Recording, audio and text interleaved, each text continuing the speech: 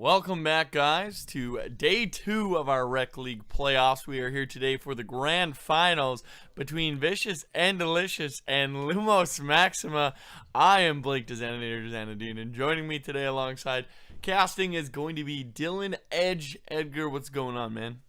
Hey buddy, how's it going? I'm No, doing great. not too bad, and honestly, this should turn out to be an exciting match as yesterday's playoff games were incredibly explosive, very fast-paced, both teams coming out on top in the end, and honestly, close fashion. One series going to 5 games, the other one being a 2-0, but man, was it close. Or sorry, 3-game series. We don't want to talk about 5. It was definitely just 2 or 3-game series, but both series extremely close.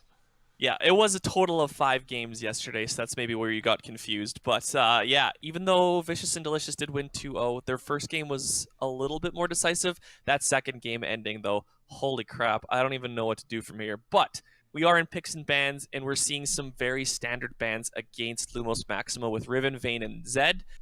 They are leaving up Aurelia and Ezreal. These are two characters that are played a lot.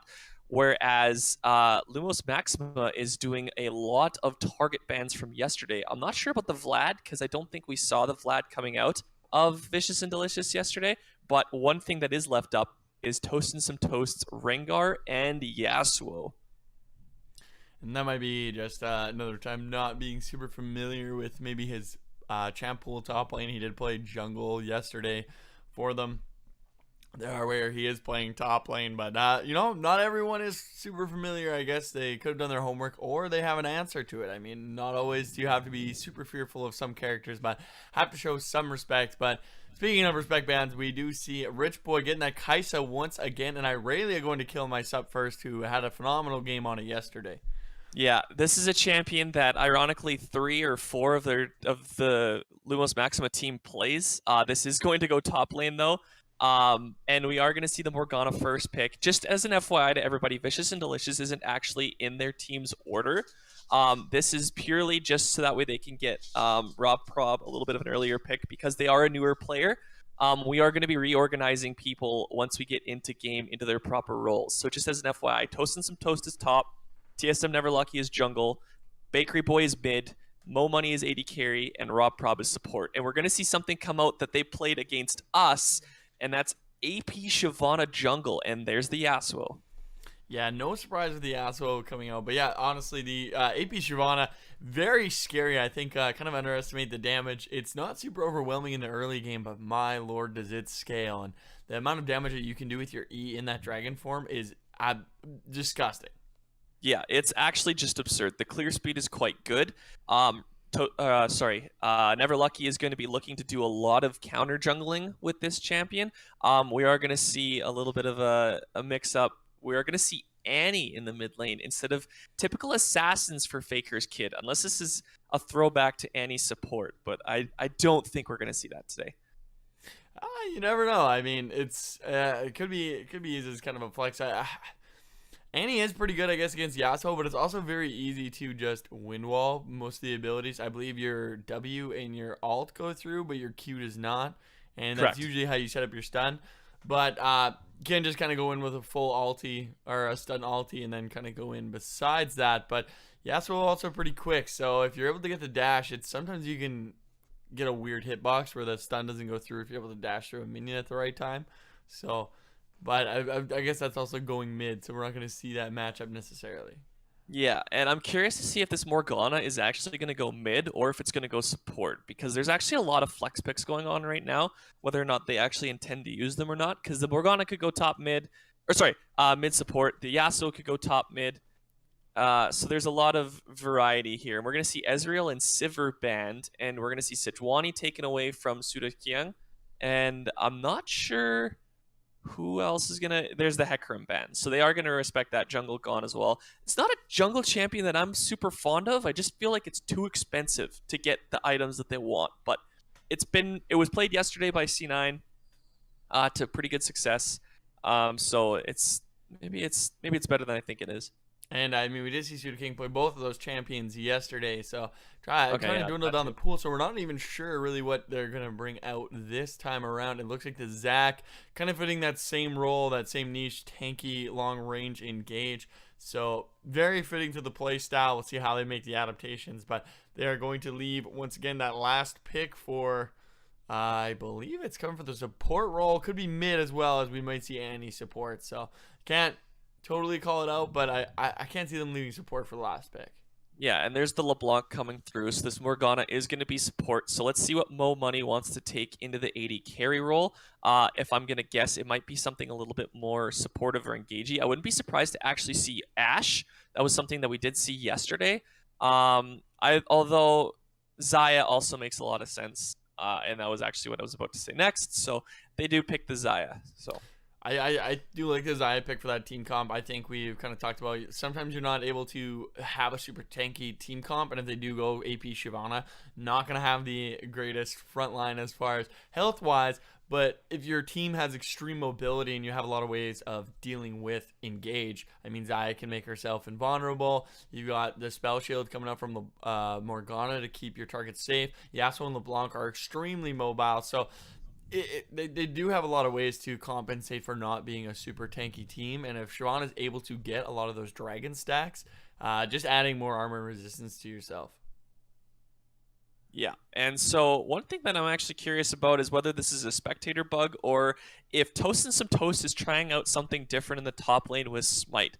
It wouldn't surprise me, even remotely, if his goal is to purely just push the wave as fast as possible, go into the enemy jungle, and help TSM Never Lucky counter jungle. It wouldn't surprise me even remotely, but I don't want to say that until we actually get into the actual game, just in case this is a client bug. So curious to see what happens there, or maybe he just forgot to switch Smite. Who knows? Yeah, that's I guess the thing. You actually can't really tell at the moment. Yeah, But there's the TP. last minute swap, just trying to keep you on your toes. But Yeah. as we kind of sit here with the spectator delay, Edge, looking at both these teams, which one are you preferring going into this game? Well, if I were to just say based on what I like from the team comps, I would say I like Lumos Maximas. They have tanky engage. They have a lot. They actually have quite a bit of engage between Zac and Annie and Karma Spell Shield. They have a hyper carry in Kaisa. They have a split pusher in Aurelia. They have disengage with the Karma if they decide to split push. There's a lot of variety, and they keep doing this and they keep winning with it. But I really don't get how a team comp without any sort of tank it's very difficult to play, very difficult. So the one thing that I will say though is that there is a lot of comfort champions on the side of Vicious and Delicious. The AP Shyvana, this is a champion that Never Lucky likes a lot. I haven't actually seen Rob Prop play Morgana yet, so that's the one non-comfort pick. But LeBlanc for Bakery Boy, Yasuo for Toast. These are characters that can hold toe-to-toe, but I'm actually really curious to see what's going to go on in this top lane because it's going to be explosive. Well, that's the thing. I think Toast should be relatively safe. I mean, it's Irelia being a little hard to land some of those skill shots against kind of mobile champions, but it's very easy to trade with Irelia at the same time. So being able to get those constant procs, but the adaptation I think for Lumos Maxima, they seem to be quite a skirmish team where Vicious and Delicious was also getting a lot of team fights. But my big fear for them is there's a lot of tools I think on the side of Lumos Maxima to deal with. Okay, they don't have a tank, but how do we deal with all the damage and burst coming through? They have a lot of CC coming through. Irelia can kind of negate some of the damage coming in through Yasuo with that ulti if he's able to land it on top there, but very easy to get out of that zone as well. But at the same time, LeBlanc, if you jump in too quickly, and he can immediately get a stun if it's fast enough. And LeBlanc being extremely squishy, if you get caught in that CC, pretty easy to just kind of blow her up. And you've got Karma support, which I think also just does so much damage. A lot of people underestimate that mantra Q coming out. You build a couple of AP support items and you're still doing a fair amount of damage. It's a lot of chunking. And Rich Boy XS played very well. It's positioning with that Kaisa. Also likes to go in and aggressive. And I mean, if Shyvana's going to jump in that front line, pretty easy to just make your way to the back line, start taking out those targets. Because like we said, they have no tank. So there's not a ton of protection coming out for Mo Money. Once that ulti's used, you're really just kind of reliant on the Black Shield to try and not get CC'd. But once you get caught in that duel phase, a little harder to keep yourself alive. So I'm really going to see how aggressive Lumos Maxima plays, because I think they can dictate a lot of the pace of the team fights.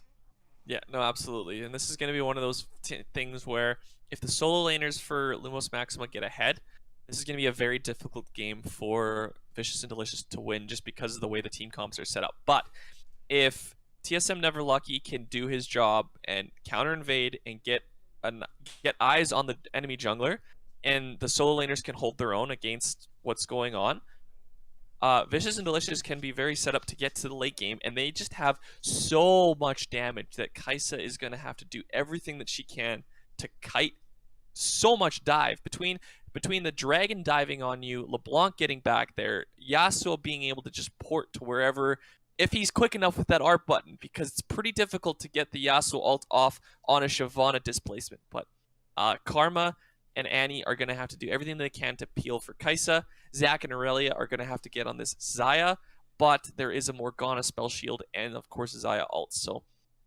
the team fights are going to be explosive. There's going to be a lot of different things happening and a lot of little intricacies that if something isn't timed right, it's going to be a little bit difficult. But one thing that I do want to point out that the spectators aren't going to be able to see right now is that Annie is running Predator. So this is going to be a roaming little girl. And I mean, not a lot of surprise there. Definitely seen Faker's Kid doing a lot of roaming yesterday, and honestly with Annie being able to have that stun, if you're able to kind of wave clear, which is very easy on that champion, running back between top and bottom lane, you're going to have to try and get them going. I mean, we did say that top lane is going to be a big point of contention, and if Faker's Kid can help get Kill Myself first rolling, it's going to benefit them in the long run, as Irelia is going to be kind of one of their bruisers who's going to have to try and deal with that backline. They have so many damage threats on Vicious and Delicious. Going to have to try and take one out as fast as possible, because if it takes too long to take out one, the rest of them are just going to go to town on the rest of your team. But we have loaded in, so let's introduce the teams. It is going to be the grand finals, game 1 of Vicious and Delicious versus Lumos Maxima. On the blue side, we are going to have Vicious and Delicious. That's going to be, oh goodness, Toast and Toast in the top lane playing that Yasuo. TSM Neverlucky playing that Shyvana in the jungle. It's going to be Bakery Boy playing LeBlanc in mid lane, and rounding out the bot lane is going to be Mo Money and Rob Prob bringing out the Xayah and Morgana at AD carry and support. And on the red side, we've got Lumos Maxima. We've got Kill My Sup first in the top lane with Aurelia, Pseudo-Chiang with Zac. I'm sorry if I mispronounced your name. Faker's Kid with Annie, Rich Boy XS with Kai'Sa, and Forgiving Color with Karma support. And TSM Neverlucky taking a little bit of damage there, but pretty easily just walking away from that. Not surprised as a standard line of scrimmage. Do like to see a little bit. Not sure if they spotted him out there and went for it, but pushing him away. No, might as well try and get any kind of advantage you can. This is the best of 5, as a reminder, compared to the normal best of 3s yesterday. So you can be a little more aggressive in these first games with these invades if they want to be, but seems like they're going to be pretty standard once again. This is a best of 5? Okay, I did not know that. Actually, so. I probably did know that. I probably did know that, so. But anyway, we're going into jungle camps, and both teams starting on the bot side. Shyvana with the red buff and Zac with the blue buff. I'm not sure what's happened with the stream. We'll get the video to you right away. Nothing too out of the ordinary going on right now. Bot lane's going to their lanes, and solo laners doing their fighting. There we go, we're back. Yeah, I'm just trying to figure out the audio here for the stream. Not really sure what happened with it, but we'll try and get that figured out. But in the meantime, we'll try and keep the video rolling as best we can. But yeah, I'm going to be spending a lot of time paying attention to this bot lane. I think we got, once again, I think I talked about this a little bit yesterday with Morgana versus Karma. A lot of poke going through between these two supports. So wouldn't be surprised. I mean, they're going to naturally just push one another into each other's turrets. Can't really help it with the Tormented Soil as well as those mantra Qs getting thrown out. You're just inevitably going to push out some of those minion waves, but that also makes you very vulnerable to ganks. However, we saw yesterday, Lumos Maxima was very great at keeping their vision game going, trying to keep themselves safe. So if they are able to keep those wards up, it allows them to play aggressive but stay safe at the same time. Yeah, and Mo Money's shaking off a little bit of the rust when it comes to CSing. Bakery Boy thankfully didn't miss a cannon there. He's going a little bit aggressive. And that's going to be Faker's Kid going down a little too aggressive there, and Bakery Boy is going to take it down. That's going to go first blood over the mid lane. And we're immediately going to see TSM Never Lucky roll through. The heal has been used, as well as Flash coming in for Forgiving Color. And really not a lot expended, and they still just push them out a little bit. Mo Money taking quite a bit of damage on the end exchange of that, but they should be okay. Yeah, and that was a pretty good gank. An early gank, which is a little bit surprising from a Shyvana. It might have taken the bot lane off guard, but I'm curious to see if Zach is going to start invading on the top side, because as you can see from the minimap, Shyvana hasn't taken any of her other camps on the top side. Her blue buff is still up, and if the jungler was paying attention when he saw that gank, he would know that. And it looks like actually TSM Never Lucky. Oh, just grabbing Skylight. I thought maybe it was going to make their way down there. Once again, I was talking about the vision yesterday, or they had yesterday, but really nothing in that bot lane has been put down quite yet. So they're still kind of blind down there if they did want to make their way down, as TSM Never Lucky did blow quite a few summoners there out of their pockets. Could just make the repeat gank, but looks like just going to kind of tend to farming.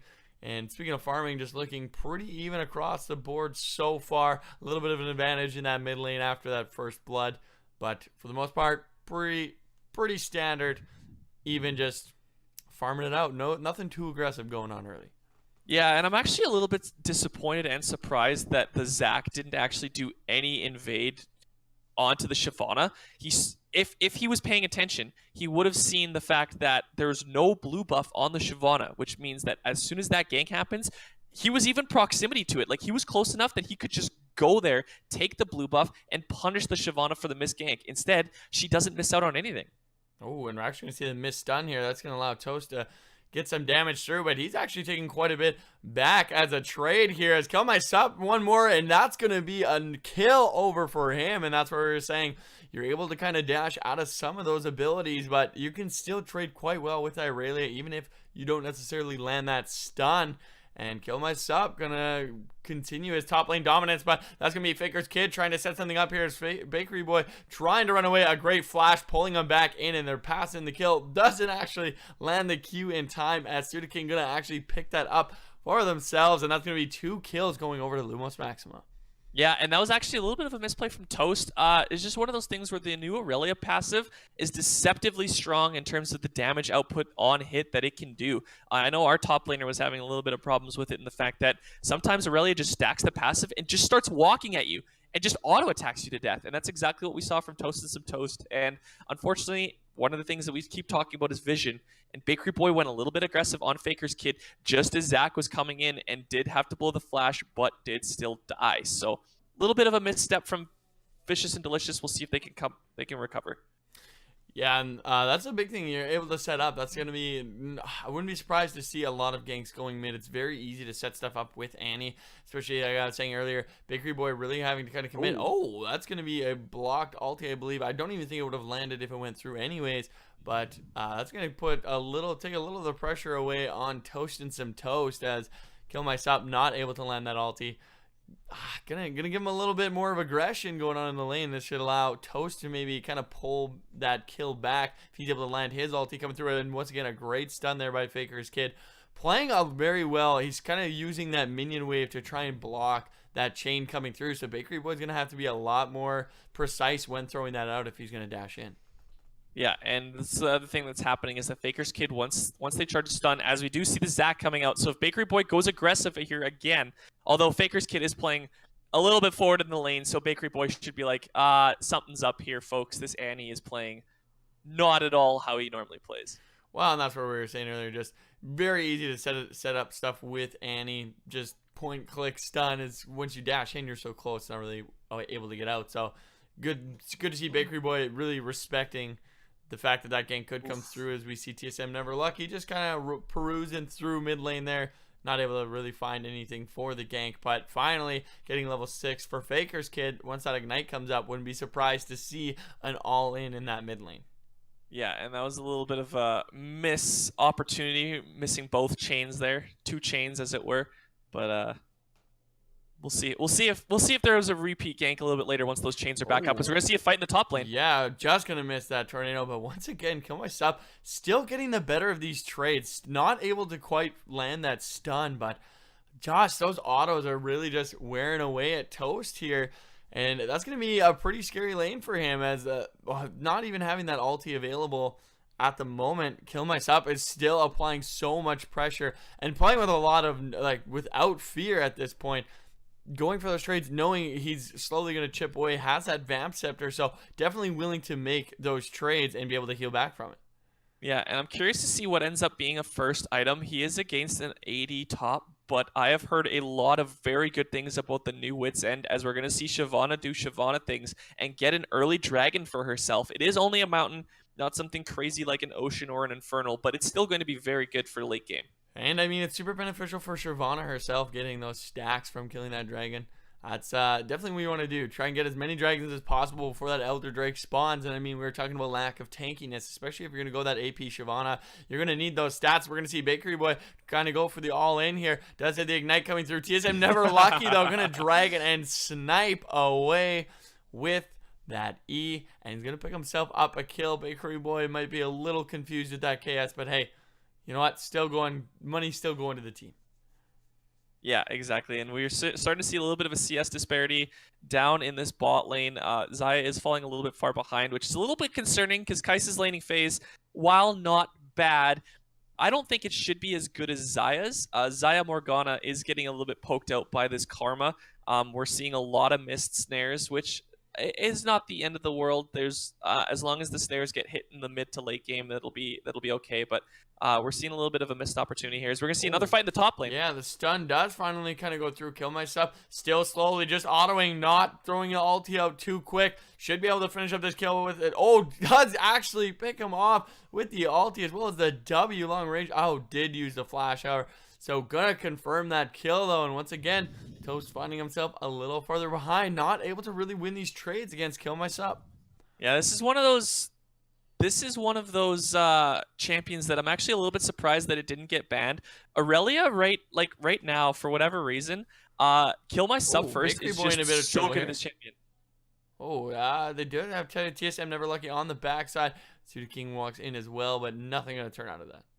Yeah, but sorry about that. I dwelled a little bit too long on this Aurelia pick and not seeing the fight going on until my camera repositioned itself, as we're going to see junglers and mid laners being like, hey, what's up? How's it going? Oh, not too bad.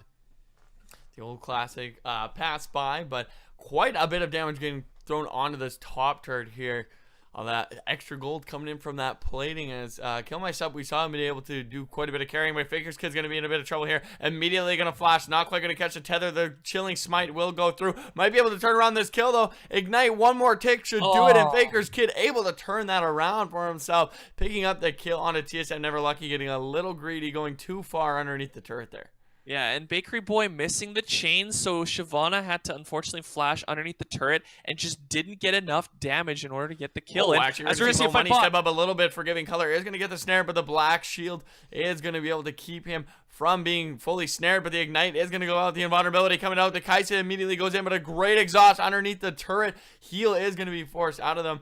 And that's where we were saying you can go aggressive, but Mo Money having that invulnerability going to be extremely safe. 3 summoners bowling on that side, though, with Zach nearby. They could look for something again, but probably just going to play it safe as they were trying to go B originally, but saw that opportunity.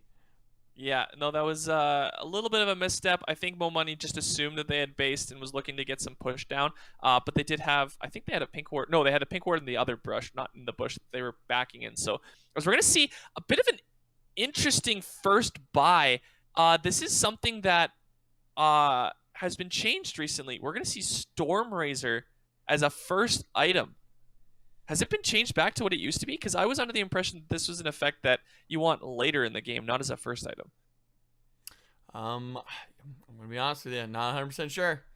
Yeah, energized effects all have their respective effects increased. So this is an item that you want to get after you get a Zeal item, not necessarily as a first item. Oh, a great stun there, following up and Kill Myself just walking in. TSM never lucky, trying to come up top lane to help his teammate, but is going to be forced to ult over the wall as we do see Faker's Kid making his way up there. And yeah, honestly, not showing enough respect to this Irelia, and I'm going to have to agree. Like we said earlier, they didn't ban away the Yasuo or the Rengar, but I mean, they had a way to deal with it and Kill Myself. They left open the Irelia, so they really didn't have a problem matching it up, and so far it's working out wonderfully as Bakery Boy is going to go in here on Faker's Kid.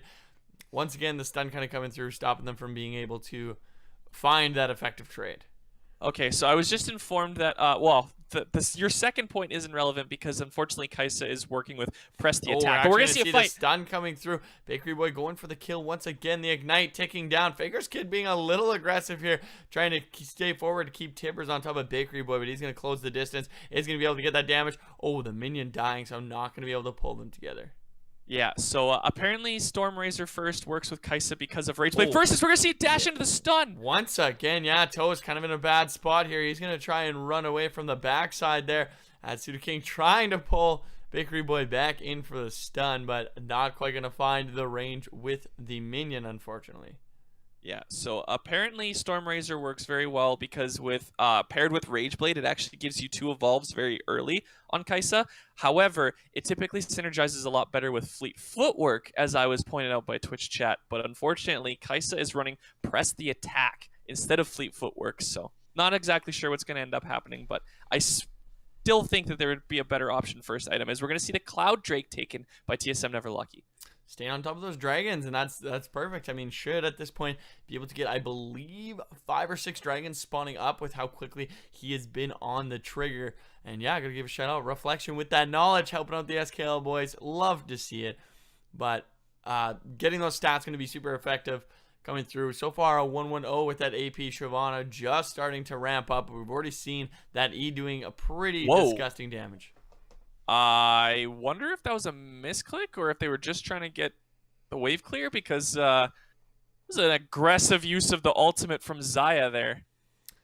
Yeah, not really sure what they were. I'm going to assume it was a misclick. There was not enough minions there, I think, to actually use it as a wave clearing tool, especially if they're not trying to go B.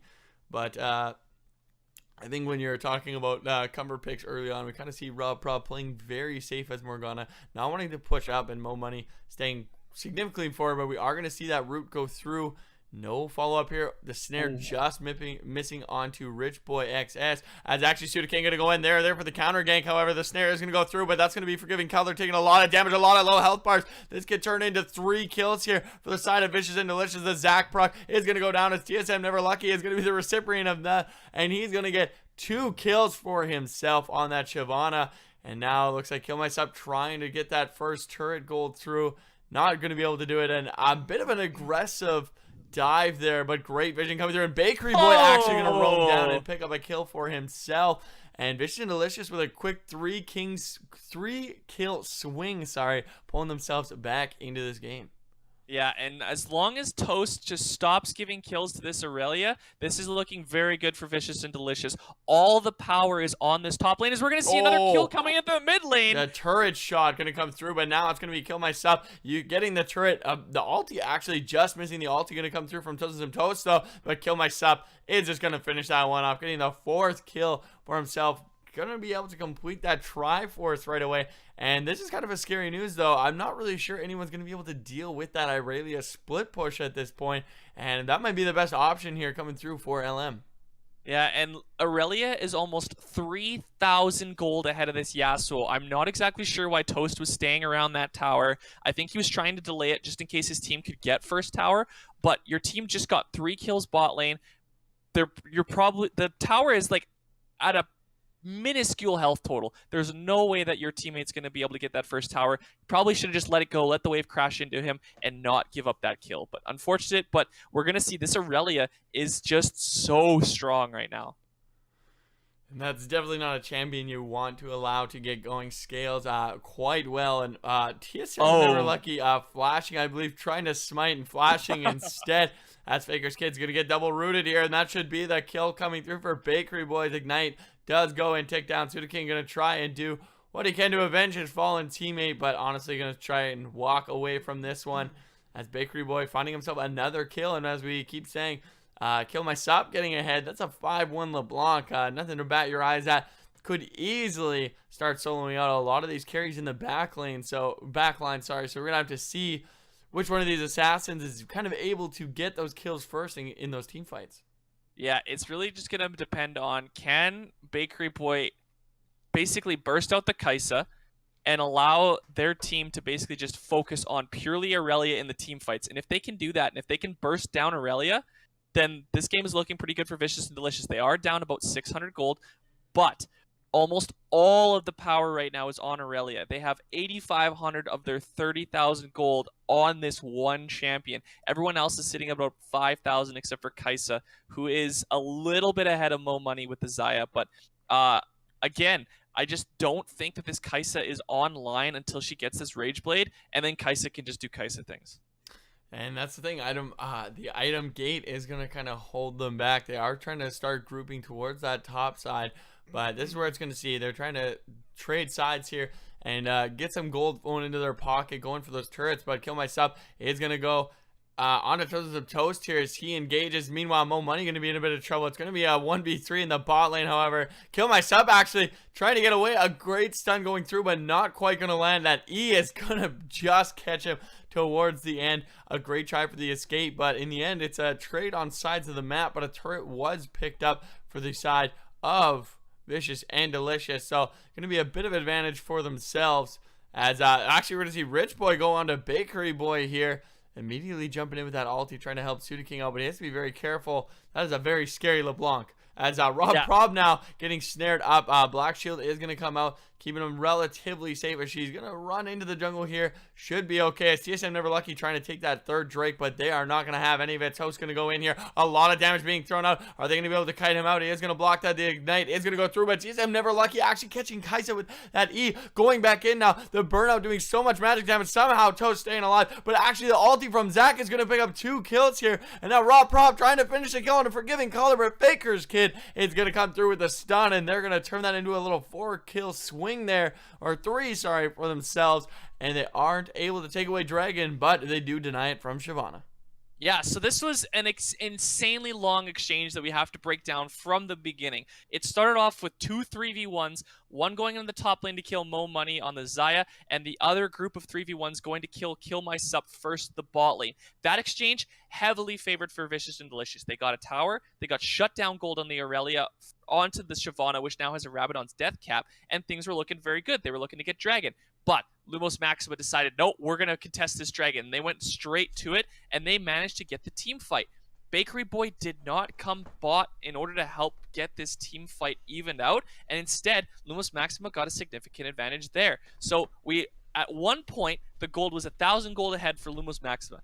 Then with the exchange for the tower in the top and the shutdown, it swung back to Vicious and Delicious. However, after that team fight and the Dragon, it's now swung back to Lumos Maxima, as we're going to see Bakery Boy get a little bit of damage onto Annie, but does miss the chain again, so doesn't get the kill. But overall, incredibly even breakdown, but it should have been very advantage for Vicious and Delicious. A little bit of a misstep there. Bakery Boy didn't come and help his team. They didn't get the Dragon, and here we are.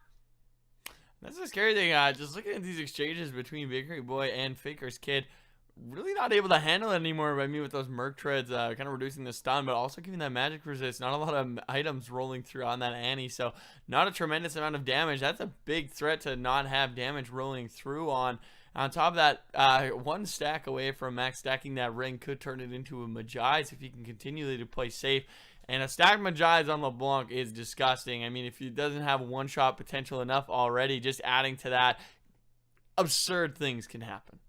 Yeah, and this Shyvana is getting to be very big. We're going to start seeing the Nashor's Tooth come out next, but this Shyvana, I want to see how much AP she has already, because it's pretty significant. Yeah, 335. That E, when she's in Dragon form, is doing absurd amount of damage in an AoE and an explosion and the Scorched Ground afterwards.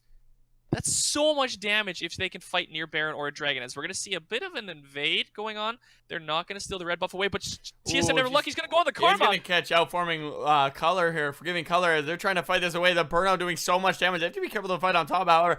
Does get bursted out, so that's going to be a trade 1-for-1 as they back away. TSM Never Lucky doing a lot of damage, but something coming through and bursting him for a lot of his HP there. Handing over a kill. We're actually going to see Kill My Sub go underneath the turret here. It's not going to land the stun, but actually a great tornado coming in from Toast. And this might be able to win him the fight here as the turret shot does finish him off as it cancels that last auto as he is able to land the tornado. Very well played by Toast underneath his turret. Yeah, it was a bit of a misplay coming out as we're going to see actually going to go on to Faker's Kid. I was talking about maybe not doing as much damage as I thought, but still paired up with that Rich Boy, allowing him to catch up with the ulti there, just burst him out. Yeah, Aurelia ended up going underneath the tower as Toast had the Q up, and he played that perfectly. Managed to keep the Aurelia in tower range, got a ton of damage coming out from that, and got some more gold towards himself. He's building a little bit tankier. Instead of going for the IE, he went for the Jorm's Fist. And I can tell you right now that because of that Jorm's Fist, he lived. He had like maybe 10 HP left. The shield came through. He's going to start going for the IE now that he's a little bit tankier with his Sterix Gauge. And that was very well played from Toast. And we're starting to see a little bit of a mechanical misplay from Kill My Sub first. Definitely, I think the greed factor rolling through there. Trying to just finish a kill. Could have pushed the advantage, but it was definitely very close. So not completely out of left park, but just trying to finish off the kill where he could. But we've seen a lot more kills rolling through, a little less objective focus coming up from both teams here. A lot of dueling coming through, but if Kill My Sup can't seem to keep pushing in Toast here, we might have a little bit more trouble for them. But as I'm talking, the stun does come through, but TSM Never Lucky is there as well. The flash going to come out, but I don't believe it's going to be able to get away, but might be able to turn this around. A great ulti coming in from Kill My Sup, but too much damage coming through between Never Lucky as well as Toast, both significantly low, but not able to finish off either one of them. Yeah, and there's that Sterix Gauge, but we're going to see the Predator Predator Annie coming through. With the Predator, the knockup is going to come through. The ulti going to get thrown out as well, and Toast going a little aggressive there, not really respecting the burst damage coming through from Annie. Yeah, Annie ult and Annie W does a lot of damage, especially if you can get the stun going through from one of those abilities, and we did see that come out. So Toast feeling like, you know what, I can burst him down. The Sterix Gauge, I will say, has been a great buy because it's kept him alive. However, it has affected his burst, so he didn't do as much damage as he was potentially thinking. And now Bakery Boy in a bit of trouble here. The tether is going to go out, not quite going to connect. A great ulti coming in from Rich Boy, though, to match the dash, and he's going to pick that kill up, and that's good. They got to answer that split pushing coming in from the LeBlanc because Bakery Boy is very scary. Not a lot of people are going to be able to deal with him 1v1, so they are going to try and crash down on him, and they're actually going to turn towards Baron. I do like this call. A lot of items on the Kai'Sa and the Irelia to burn this down, and killing that LeBlanc. They've taken out the biggest threat, as actually Faker's Kid going to get a great stun. Not going to be able to kill TSM Never Lucky, and they're going to break out into the team fight here, as Zach is going to be able to get the knock up onto Toast and some Toast. Mo Money is going to be forced to ulti, as Rob Prop going to get caught in the middle of the team fight here. Locked up, Toast and some Toast is going to miss the tornado, as Faker Kid going to pick up the kill on the backside there. They're going to grab themselves 2 more kills, turn back towards Baron, but Mo Money and TSM Never Lucky still determined to kind of stop them, but TSM Never Lucky is going to get the stun off to the side and pick up the kill onto TSM Never Lucky. This should be the Baron going over to Lumos Maxima.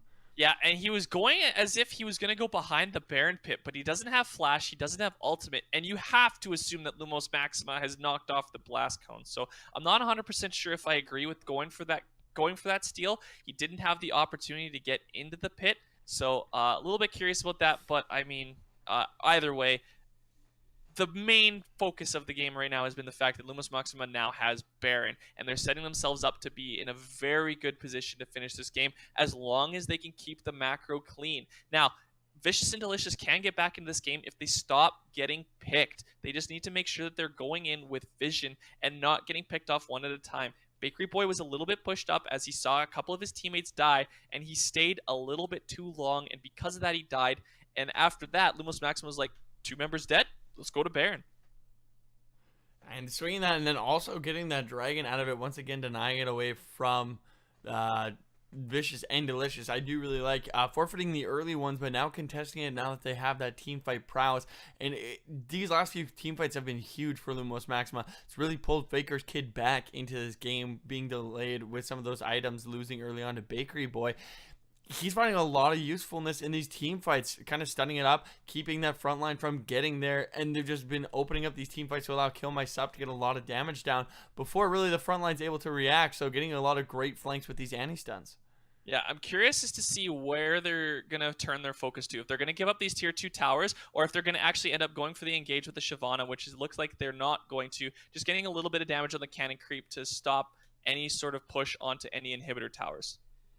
Yeah, and honestly, they're wearing down these tier 2 towers, just slowly picking themselves up a little more gold here. They got about a 6,000 gold lead rolling through for themselves. So have to be happy with what their progress is so far, but are they going to be able to keep pressuring these turrets before Baron runs out?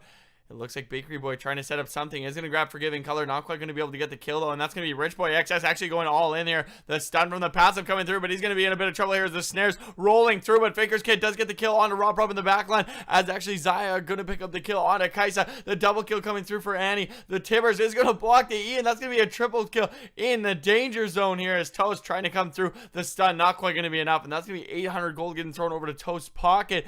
All in the meanwhile, though, a 4 for 3 overall, and this should allow Kill My Sub to still be able to get this mid lane turret. Might be able to get an inhibitor as well with Suda King helping push. So overall, a great win here for Lumos Maxima. Yeah, you do have to be a little bit concerned about how even that fight was, considering they were about 8,000 gold up, and Toast doesn't even have his Infinity Edge yet. So with that shutdown gold, he's probably going to be looking to get that, as we're going to see if Lumos Maxima can get a second inhibitor in the top lane, or if Vicious and Delicious can stop this. Definitely might be a little greedy here. We are going to see the Dark Binding come through from Rob Prob, but actually going to lock him up underneath the turret. Going to be forced to flash here. The stun getting thrown out to try and keep Suda King safe, as he is able to elastic slingshot himself to safety. Yeah, and we're gonna see after this farm gets picked up, Toast is actually Kill Myself First is gonna look for the long stun. This is a greedy play gonna be in out. a lot of trouble as the rest of the team converges, and that's gonna be going down. And luckily, no real objectives up on the map, but at the same time, throwing away the pressure you have on the map is still not very good. This allows Vicious and Delicious to start applying some pressure onto those turrets and bringing that gold lead to a little bit of a smaller margin. Yeah, they can just start getting Vision back in their jungle. They can start getting the items, and now Toast is going to back, and he's going to buy an Infinity Edge outright for himself. And he's going to have such a strong power spike with that item now that I'm not sure if Lumos Maxima realizes just how much damage he has. He has the Steric Skates to keep alive. He's got the Vampiric Scepter, as we're going to see. TSM Never Lucky. He's going to get caught out. It's going to push Rich Boy XS back into the rest of the team, though. Is dodging out quite well. The duel's coming through. Not quite going to be able to finish Mo Money, but it looks like Suda King actually trying to get the tether, as Annie is going to pick that up on the backside. Somehow, Rich Boy XS still alive. The rest of the team converges. That's going to be more kills coming through for Annie, as Toast and some Toast gets at a tough spot, goes back in, and somehow no one going down on the side of Lumos Maxima, as they pick up 4 kills for themselves and can kind of waltz in with the base into the base here with their super minions. Yeah, and this is looking like there's going to be a lot of tower damage taken. I don't think Lumos Maxima is going to chase Bakery Boy for kills. I think he's going to try. No, he was looking like he might have wanted to go try to catch the wave, but Zach is there with it. He's going to look for the Karma kill, and he does get it. Yeah, it does go in. I mean, that's the thing. Can cover so much distance with that dash, alt, dash. So we're going to have to see here. There's a lot of people respawning. I don't think they can end here, and I'm curious to see if they overstay. And that's the thing. I'm honestly not too sure. I mean, this port is going to go down, but the rest of them should be able to get away quite safely. They have so many minion waves they have to try and deal with. But getting that Nexus turret going to be huge. They're going to apply a lot of pressure now. Kill My Sub maybe staying a little long here. So he is going to get the stun onto Bakery Boy, who has to be very careful. Going to retreat back here. So much burst damage coming through. But they're just going to walk away there. But now a Dragon as well as Baron coming up. This is just going to allow another power spike for Lumos Maxima to get themselves a little more stats rolling through. And I'm not really sure Vicious and Delicious can afford to try and contest it. Yeah, I'm curious to see how long they can stall out this game. They are down 7,000 gold, but the longer this game goes, the less that matters. And I guess that is very true. We're starting to see those full builds rolling through here. I know they're probably going to just keep killing my sub. In that bot lane, Toast is going to be kind of in charge of trying to hold him back. Now with those items, might be able to roll through. The stun not quite going to land as he does get tethered. The double tether comes through with the ignite being thrown out. And he's actually going to try and all in, but Bakery Boy as well as Mo Money going to take him down. But that means they're going to start Baron. But this might be a risky play here as TSM Never Lucky is going to start roaming through. Faker's Kid is going to try and roll through. Can they get the kill before he's able to get away? Will equalize it. The jungler is out. They don't have that second smite going to roll through. And Kaisa going to burn it through, but that's going to be Toast rolling into the fight here. A great wind wall is going to get snared up, though, as Rich Boy XS is going to go through. He has not quite going to get fully burst, as now Bakery Boy going to find himself a kill. Are they going to be able to turn this around? He is going to be able to pick up the kill onto Rob Prob. Now Bakery Boy getting thrown back in. Suda King trying to taste this out. The elastic slingshot is going to dodge out, but straight into the Annie as he finishes off with that Q. That's going to be an ace, and that should be the game as super minions are wailing away at the Nexus turrets. Yeah, and that is going to be game one, going to Lumos Maxima. Very well played from their side, falling a little bit, or going very even towards the mid game. But unfortunately, Vicious and Delicious getting caught out a couple times. Kill My Sup getting very far ahead and causing a lot of resources to go bot lane. And then as those resources were going bot lane, Faker's Kid slowly but surely accrued so much damage and so many items that it was just too little too late as the Annie became the carry and not the 4-0 Aurelia. And honestly, that's the thing is, I think that just vision game, man, was really kind of the key point. Faker's Kid got so many stuns and fights around those Baron pits, keeping them from going in. I mean, you look at that last fight there. As TSM Never Lucky tries to make his way towards the Baron without his team, gets caught out by the Annie just sitting in the bush, and then LM just did such a great job at keeping their vision up to allow those picks to happen, to allow those stuns to come through, and that's really the winning point of the fight. You're trying to go and contest Baron when you've just got stunned out and over half your health is gone. Not really much you can do about that fight afterwards. So it's just been very difficult, it seemed, for Vicious and Delicious to find those fights afterwards once they allowed Annie to get those kills rolling through and allow that CC to go through. Sure, you have assassins and they can go for your carries, but if they get stopped before they get to that back line, you're in a bit of trouble. And I think that's where we talked earlier about them not having a tank on their team really kind of came into play there, as Annie started one-shotting pretty much anyone that he was able to catch out. Yeah, no, for sure. And I do believe we're actually going to take a short break while we quickly get the lobby set up. Don't go anywhere, folks. We're just going to get everyone back into the lobby and get the game rolling. So don't go anywhere. We'll be right back.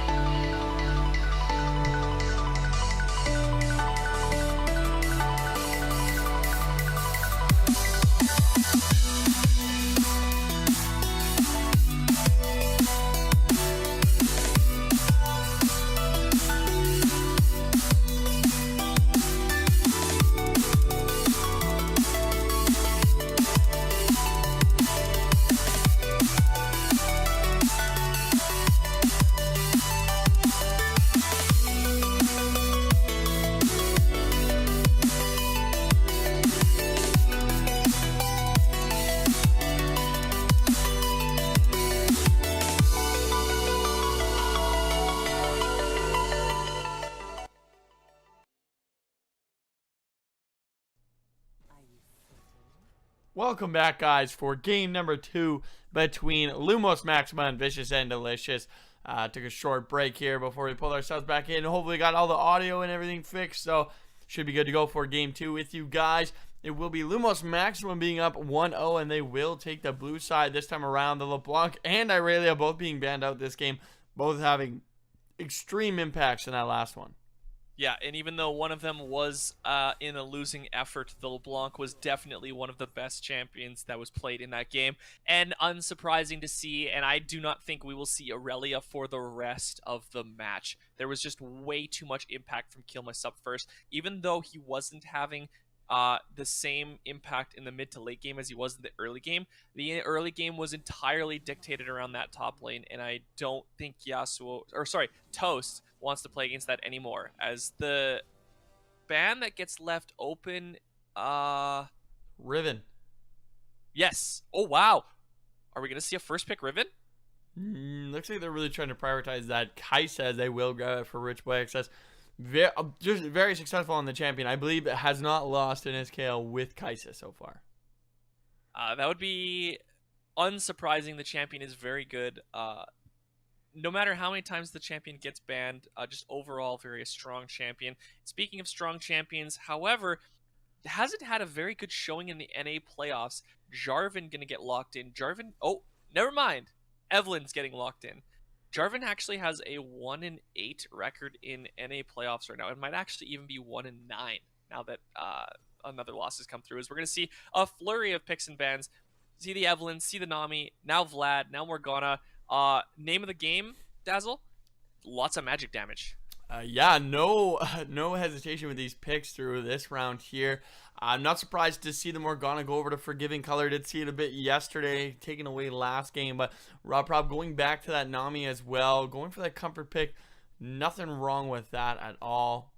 And now with the Evelyn coming through, I think kind of a similar playstyle with the Shyvana, but a little more consistent damage, and I think a little more crowd control, that be a little more, I hate saying it, useful to the team. Shyvana does a lot of damage, but I don't think going AP Shyvana provides as much utility as the Evelyn brings to this team comp.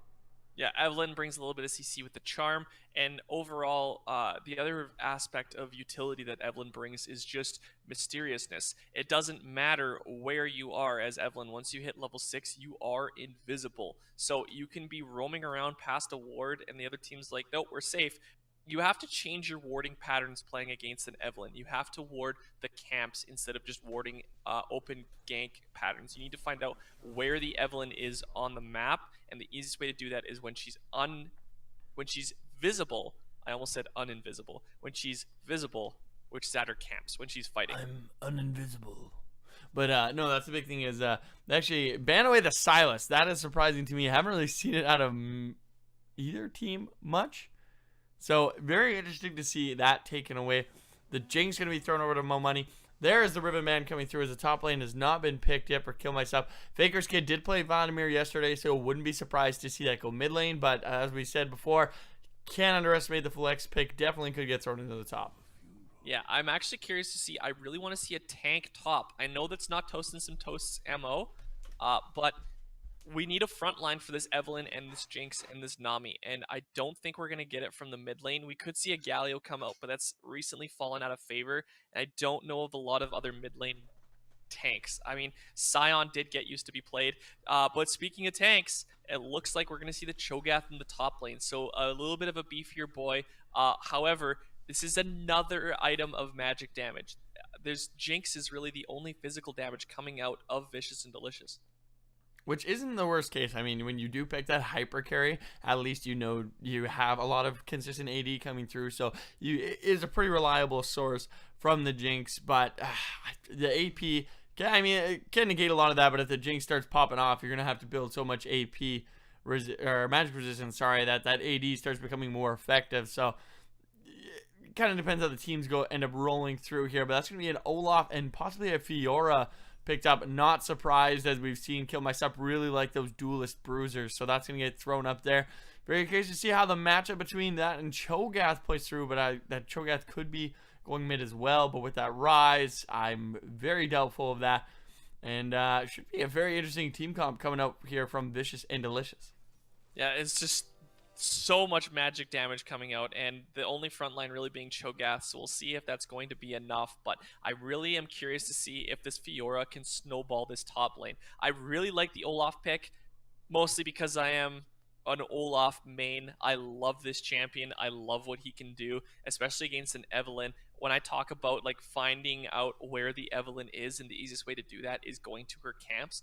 Typically, if you're going to be doing that, you want a champion that can duel the Evelynn, and Olaf is all about invading. He's going into the enemy jungle, finding out where they are, hitting them with the axes, and then just going toe to toe with anything that comes his way. The pressure that he can apply and the speed that he clears mostly is pretty impactful. I really hope to see King get that aggressive early jungle. I mean, Evelynn, like you said, doesn't get that invisibility until level 6, but can still make quite an impact in the lane if they can maneuver her around into the lanes, trying to use those tri-brush if you can. And we didn't see Lumos Maxima getting a lot of ward coverage early on last time. They were very aggressive in that bot lane, but they weren't really warding, and I was surprised to not see TSM Never Lucky kind of abuse that. He went down once for that gank, blew 2 or 3 summoners, left. They didn't ward at all and never went back down there. So I would love to see both junglers, I think, try and play a little more aggressive, as vision was very scarce early on.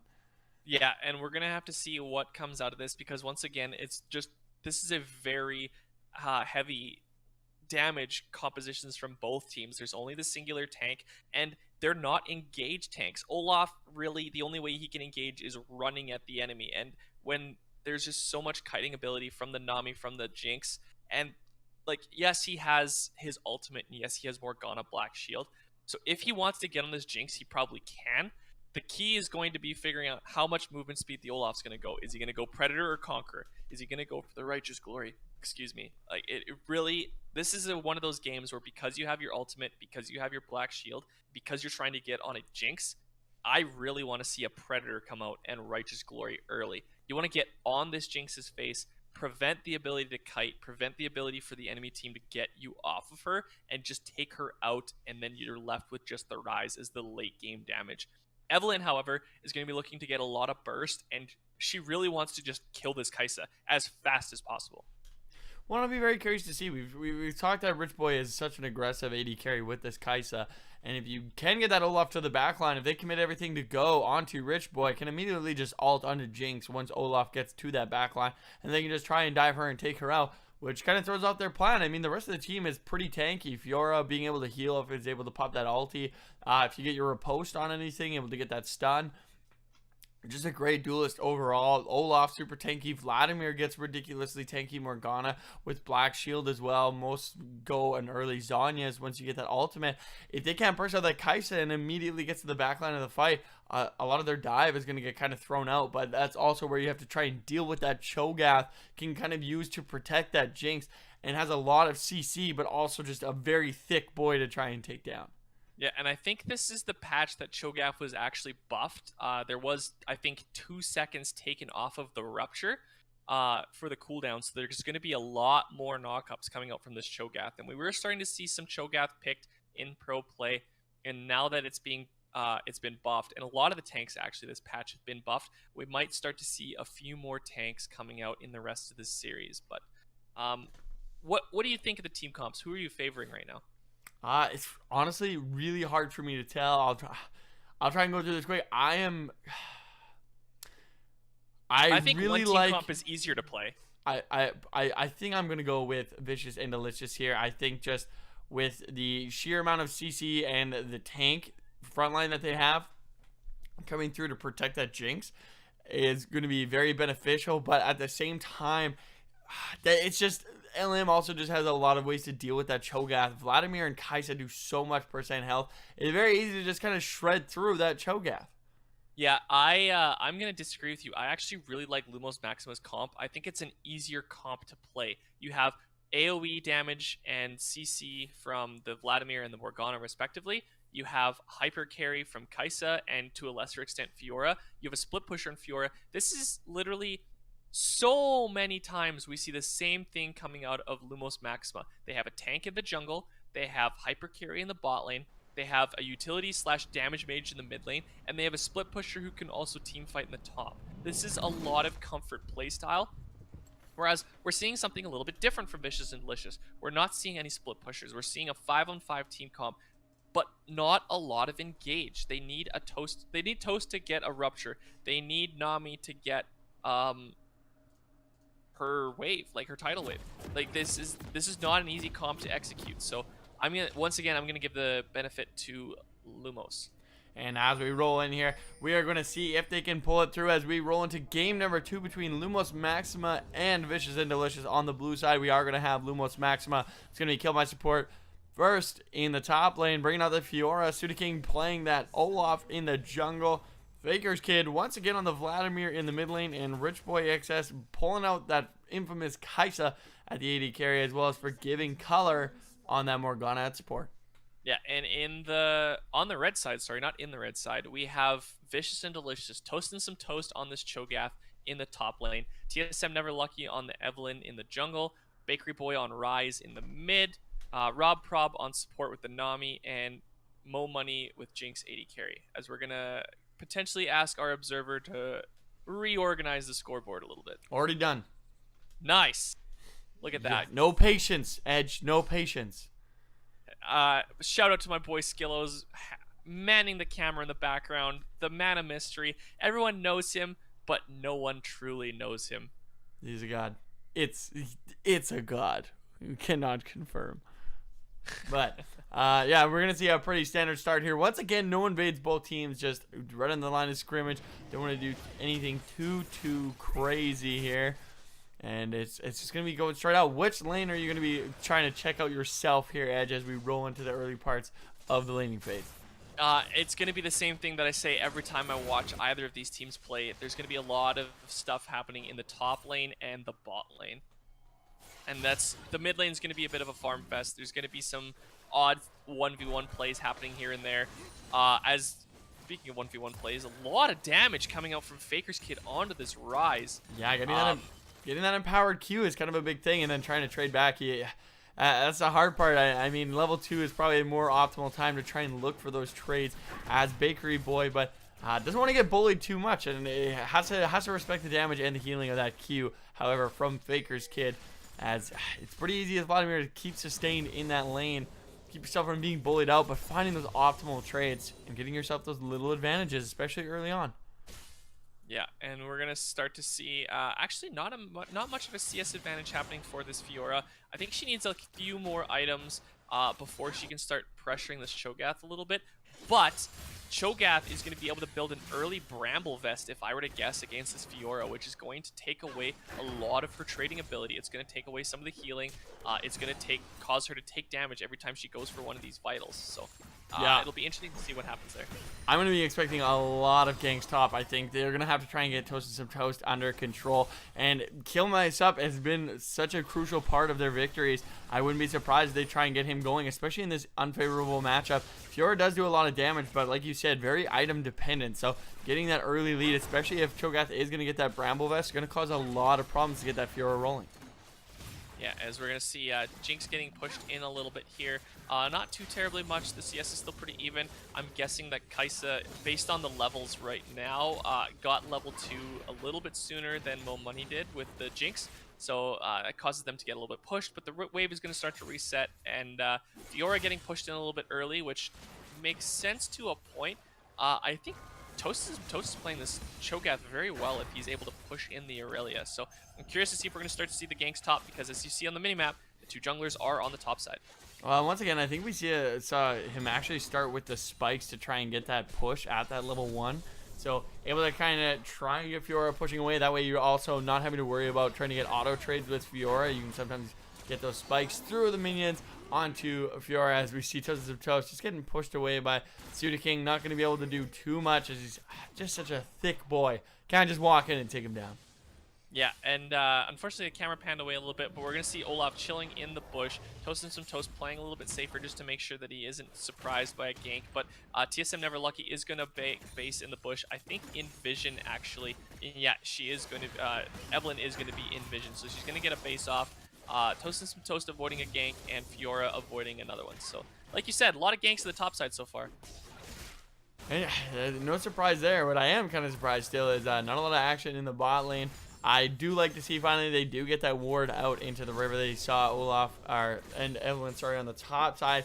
Did see them go B, so now expecting them to come to that bot side, get those wards down, make sure you can keep playing aggressive while keeping yourself safe, because they've done very well so far. It seems like they've got themselves quite a CS advantage last game, and so far they're off to a decent start so in this one. So as long as they can keep themselves safe, continue that play style, get yourself the advantages where you can. Yeah, and although Toast is getting the push in, Fiora is farming very well under tower, isn't down any sort of CS right now, as Toast and Some Toast is going to start to take some tower shots from that trade. But we're going to see what exactly happens as a bind lands in the bot lane. Ooh, a lot of damage getting traded out, and that's the thing. I think you're kind of seeing the reverse roles here of Rob Prob having the Morgana, Forgiving Color, I think, being a little more comfortable on the champion, playing a lot more aggressive. I think that was one thing. Rob Prob trying to stay back, play more of the defensive Morgana role, kind of just trying to keep Mo Money safe in those instances, not wanting to go for the bindings in the tormented soil. But we're actually going to see Faker's Kid going hard. He's going to get that first blood as the gank comes through, but he immediately goes on the offensive and pops Bakery Boy. I don't think expecting him to be the aggressor on there. No, that completely took Bakery Boy by surprise, as you saw a very late flash when there was an Ignite already down. But Baker's Kid, knowing his limits, was ready to go, saw the jungler coming, was like, if I walk towards this wall, I can flash over and get this kill, no problem. Great stun coming through, and actually Kill My Sub is going to get the ulti off. A great riposte as well to get that stun. It's going to dash through and going to pick up that kill. Somehow, oh, the minion actually sniping him out for that last hit. So very well played there, but unfortunately is going to go down as well. But honestly, very beneficial. It has quite the CS lead. That wave is going to crash into the turret, and that's also going to allow him to go back, buy his items. But now Faker's Kid going to be in a bit of trouble, and very nice dodge out there. Still going to get charmed, however, and is going to go down. TSM Never Lucky going to pick up that kill. Very good gank. They did just see him blow his flash on the aggressive there. Come back, pick up that kill, reset that lane. Yeah, unfortunately for Evelyn's Charm, you can miss the initial Q.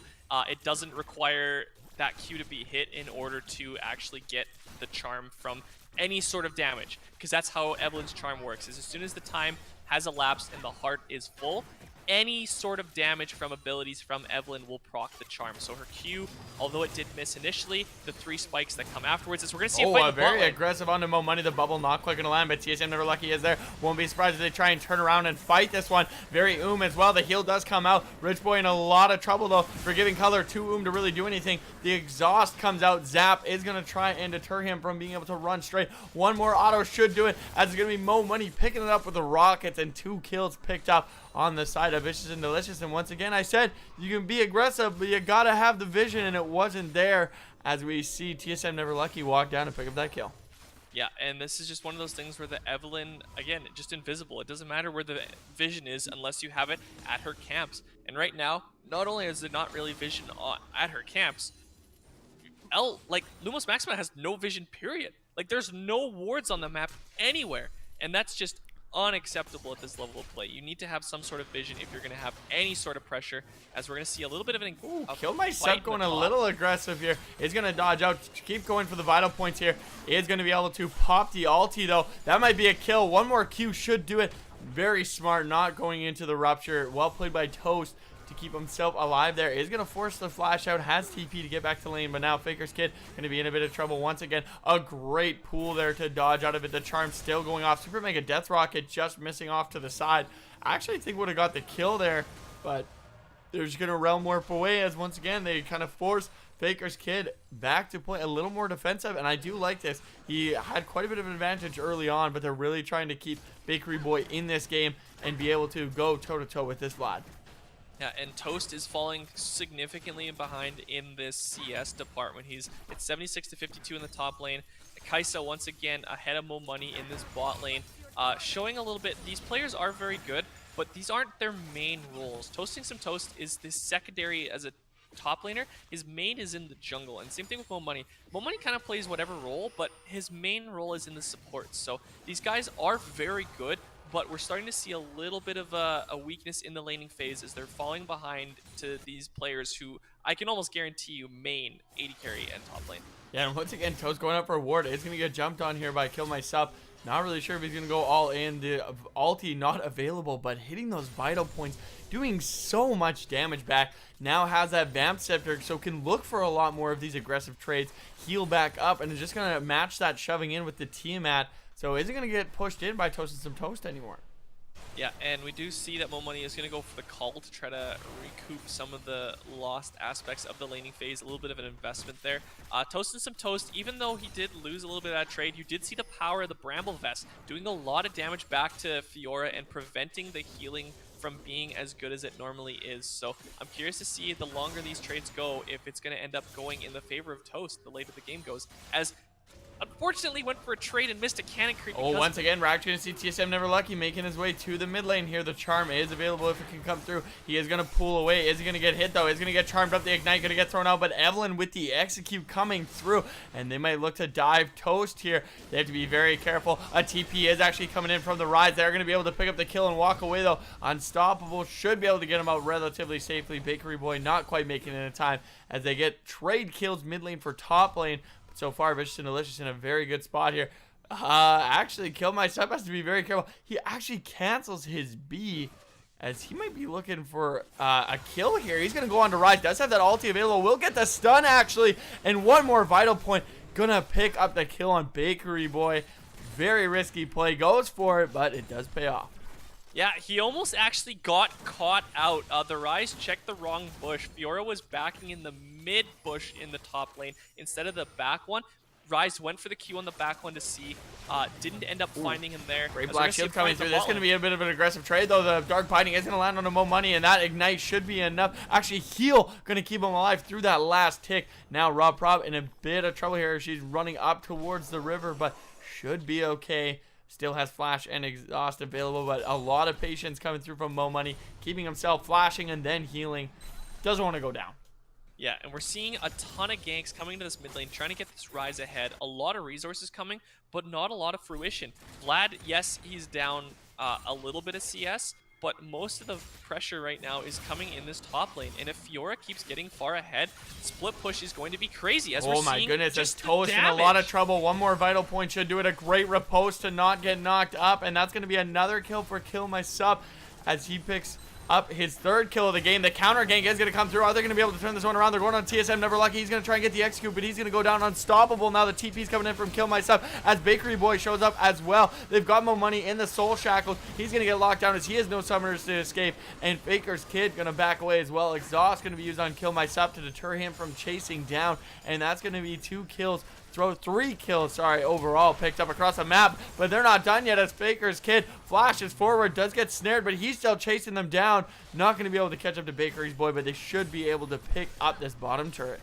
Yeah, that's a lot of gold going towards the side of Lumos Maxima. It's actually kind of crazy, but I'm curious to see what ends up happening if they can actually get this turret or if they're just going to go for the dragon. It looks like they might just be going for the dragon. I never know. They're actually got Vlad kicking around there. He is going to finally start making his way towards it. They are going to get spotted out on top of that ward. Evelyn has respawned. Should get caught out by the True Vision, however, there. So they do know she is on her way, and they should be able to pick up this dragon as Suda King comes in for the smite. And that's going to be 3 kills as well as a dragon picked up and a lot of turret gold going over as well.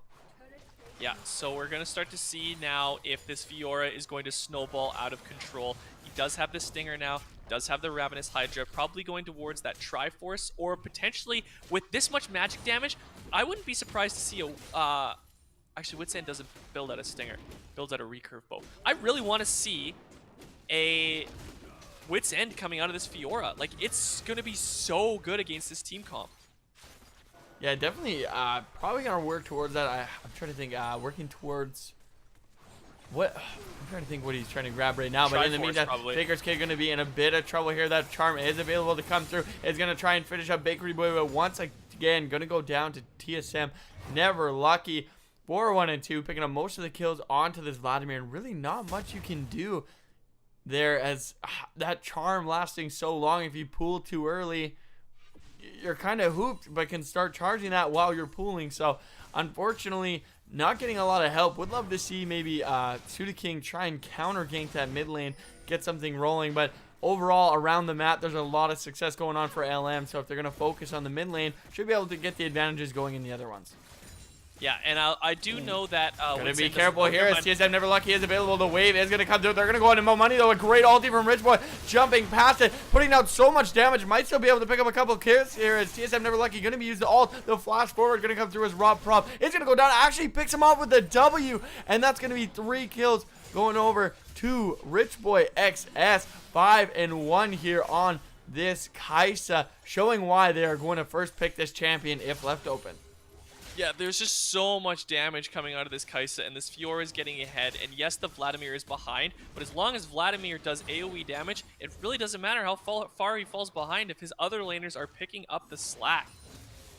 And that's the thing, you gotta trust your team, you gotta stay level-headed. Okay, I'm not doing well myself, but collectively, we are doing okay. Keep myself in this game, he's been farming quite well. He's still keeping a lot of pressure on the map, but he's also forcing that Evelynn to come there. They're using a lot of resources, and it looks like when they go for the ganks in that bot lane, they're still able to turn it around. A 3v2, they come out on top. They focus down for giving color as Rich Boy using his ulti very well to keep himself out of danger's way, but still on top of the target that they're trying to focus. Pick up a kill. They leave him kind of untouched, and a great flash W to pick up the long range kill and continue to follow up on Rob Prop to finish her as well. Yeah, I really want to actually see another CDR item coming out of this Vlad to allow him to get to 40% CDR, because right now he's only going to be sitting on 30% if he's taken Transcendence. It looks like he's going to be moving towards the Antries, if I were to guess, as we're going to see a pause coming out. Apparently top lane is lagging, so we're going to pause. A little bit of an awkward timing for that. Yeah, getting engaged on... Oh, hey, quick. But, you know, you gotta, if you're feeling it, you gotta take the pause. But so far, quite aggressive game coming up from LM, but they really need to find an answer, I think, to this top lane. His Kill My Shop, they keep throwing bans out towards him, but he is just showing his prowess in this lane. I know you've said, you know, this is Toast's secondary role, but they are giving him a lot of resources to succeed. And as I say that, Faker's kid goes down once again, unfortunately. Yeah, that was a little bit of awkward timing, walking towards the bush and immediately just insta-dies. They probably were like, okay, this guy's walking towards us. They gotta be careful here, though. It looks like we got a little 4-man gank coming out. They have been noticed in the bot lane, so Kai'Sa gonna back away here. Black Shield's gonna get thrown on. The wave gonna roll through. Shouldn't be able to catch many of them. Super Mega Death Rock gonna go through. The Soul Shackles is gonna connect, but they will end up picking up the kill onto Forgiving Color. That Black Shield didn't see the entire fight, but to me, felt it came a little early unless it was blocking the charm coming through from TSM Never Lucky. But a great wave coming in from Rob Prob. Yeah, no, definitely a good wave coming out. I'm curious to find out where actually the Black Shield was, because I also didn't... I watched the entire fight and I didn't see it come out. So I wonder if it came out early, and that's what gave them the green light to go. Okay, Black Shield's down, let's dive. Now this bottom turret is going to have to be conceded here by LM, and that's actually a pretty big pickup. They're going to grab that bottom turret. Unfortunately, Dragon not quite available, but getting Jinx to be able to... Oh, unfortunate. Not being able to take more money into the mid lane. I was going to say, having Jinx being able with your team to now freely roam and take down those turrets, having that passive on her Q to stack up that attack speed is a monster at taking those turrets, and they should just start knocking down those objectives one after another. Yeah, and we're going to see Fiora actually starting to take away some of Evelynn's camps, get her a little bit far behind, as she is starting to fall a little bit behind in the Olaf in terms of farm. But if we take a look at the gold, it's actually in favor of Evelynn because of those ganks, because of the 6 kills and 2 assists. But it's not as much as you'd think. The extra farm is actually only like a 600 gold difference in favor of Evelynn as opposed to the Olaf. And that's like you said, bin farming has been a part of a few of the kills, maybe not necessarily as much, but just being very successful at getting those camps, taking them away. And that's where we were saying with the advantages coming through, we do see Fiora trying to help supplement some of that gold, stealing some of Evelynn's camps. Oh, actually, Olaf going to go in here, running into 3 members. Is going to get taken down immediately, and now we're going to see Rich Boy XS using the ulti to get in there, and that's going to be a very risky play, immediately having to back away. That's going to be a kill going over. We do not have Kill Myself there. Is in the backside. They're going to have to try and get through Rise to get there, and they're going to lose their jungler, so Dragon not looking like a possibility at this time, as the team fight actually going to have to hold off as well. This should be a free Infernal Drake for the side of Vicious and Delicious. That was an ambitious engage coming out of the Olaf. Yes, you have your ultimate, but you just ran into a bush that you had no vision on. And that's one of the things that I was actually going to point out is the fact that Lumos Maxima is really lacking in the vision department. There is nowhere near enough pink wards on the map for either team. Actually, to be fair, Vicious and Delicious does have 3. A couple members were blocking them, and they're actually in very good spots. But there needs to be way more pink wards on the map, people. I just think probably worse wards in general. As actually Mo Money gonna get soloed out by Vickers Kid. Actually, no, the heal gonna give him a little bit of extra life, but still will go down here. And maybe a bit of an ambitious play. I could see maybe you're trying to push him off the turret when your minion waves are there, but now actually going to be in a bit of trouble here as Rich Boy is going to get flanked as well. I believe the Black Chill is going to get thrown off, but Tuda King is back there. Are they going to be able to kite back? Very low health bars coming through. We have a TP coming in from Kill My Sup. Is he going to be able to get there in time? It's going to go down, trying to take down Toast and some Toast. Is going to get knocked up here. Is going to get hit by the Dark Binding. The Repose comes through. Is going to be able to pop that, but the healing not quite going to come through in effect in time as Rich Boy XS trying to run. Is going to be able to block the charm from Forgiving Color, but in the end, it's going to be a double kill going over to that Evelyn. 9, 2, and 3 on TSM Never Lucky, and that's going to be the ace coming through. A lot of disjointed fights here coming in through from LM, but Vicious and Delicious are really kind of strong-arming this one, enforcing these engages and finding the right targets to take down. Yeah, that was a crazy fight overall. Very long-paced, but TSM Never Lucky pumping out the damage and showing that he is the true carry right now. Don't need a top laner, don't need a limited laner. I'm just going to do everything myself. Pulling out the Thanos. Whatever he wants, he's just going to do it himself. Oh, me and Skiller's on point with that synchronized snap. That's you love to see that. But yeah, that's the thing. That's just they're never looking for these 5v5s at this point. It just seems like LM just kind of going one after another. Delicious is like, yeah, sure, go ahead. We have the CC to complement this. We're tanky enough to fight these things, and that's where I think we're seeing the Cho'Gath definitely come online, be able to just kind of walk in there. Olaf's going in, but immediately just melting, as has only really that Righteous Glory built up so far. Cinderhulk is a bit of a tank item, but now we're going to see Kill Myself going on to Toast here, but taking quite a bit of damage. That's the thing, that the lifesteal is just not supplementing him enough life to try and go for these trades. Yeah, the Bramble Vest is doing its job with the Grievous Wounds coming out, and we're starting to see a lot of damage coming out of Vicious and Delicious. They're in a pretty good spot right now. I do think that they do actually outscale Lumos Maxima, so the longer this game goes, the better they are. As long as Cho'Gath can get tanky, it's going to be very difficult for him to die. Wow. Yeah, no doubt, especially with that kind of infinite stacking carries. Actually, Rich Boy going to be in a lot of trouble here. I think just needs the ulti to finish that kill. A great dodge out, but not going to be enough. As TSM Never Lucky is going to be in a bit of trouble now. The rest of the team collapses, and that's going to be the shutdown going over to Faker's Kid, who's probably going to enjoy that nice bounty gold come through. And now we're going to see Kill Myself going to be in a lot of trouble here. Has popped the ulti, is going to go for the repulse. Will pop it. The healing is going through, and now Toast is actually going to be the one in trouble. They both flash forward. The Q going to come through, dashing through the last turret shot. However, going to be enough as repulse not quite available. As Mo Money now in a bit of trouble. The Soul Shackles is going to come through. Should be able to lock him down. The unstoppable Ragnarok going to help, as well as Mo Money going to go down, and that's going to be a couple more kills picked up by LM there, as only really trading over for Rich Boy and Kill Myself. So in the end, a 3 for 2. Yeah, a 3 for 2 in a very even game coming out. All the teams are dead even in gold, but there's more towers on the map for Lumos Maxima to collect. And this mid lane tower is going to go down right away, and that's going to give the gold lead just slightly to Lumos Maxima, but they are down a turret. Vicious and Delicious has all the outers, whereas Lumos Maxima still needs to get the top lane turret. Once they do that, though, they are going to be up in gold, because although turrets are very good to take, if you don't use the advantage that you get from the gold and the other team starts to close in the gap, they can then collect the money that's still on the map and get themselves closer to your gold lead. And that's what we're seeing right now. A lot of items rolling through, especially in those carries. And once I think Kaisa has that QSS now to try and deal with that Evelyn charm, I think that's going to be one of the hardest parts in contention as a needy carry. You get CC'd by someone who's an assassin. Pretty easy for her to just land the charm, full combo, and execute you and get away now. So having that QSS, being able to dodge out, but also we've seen Rich Boy using that ulti to premium effect here, being able to get himself out of danger quite easily with that. So you're going to see how they navigate these team fights now that the items are rolling through and they actually have ways to deal with this CC.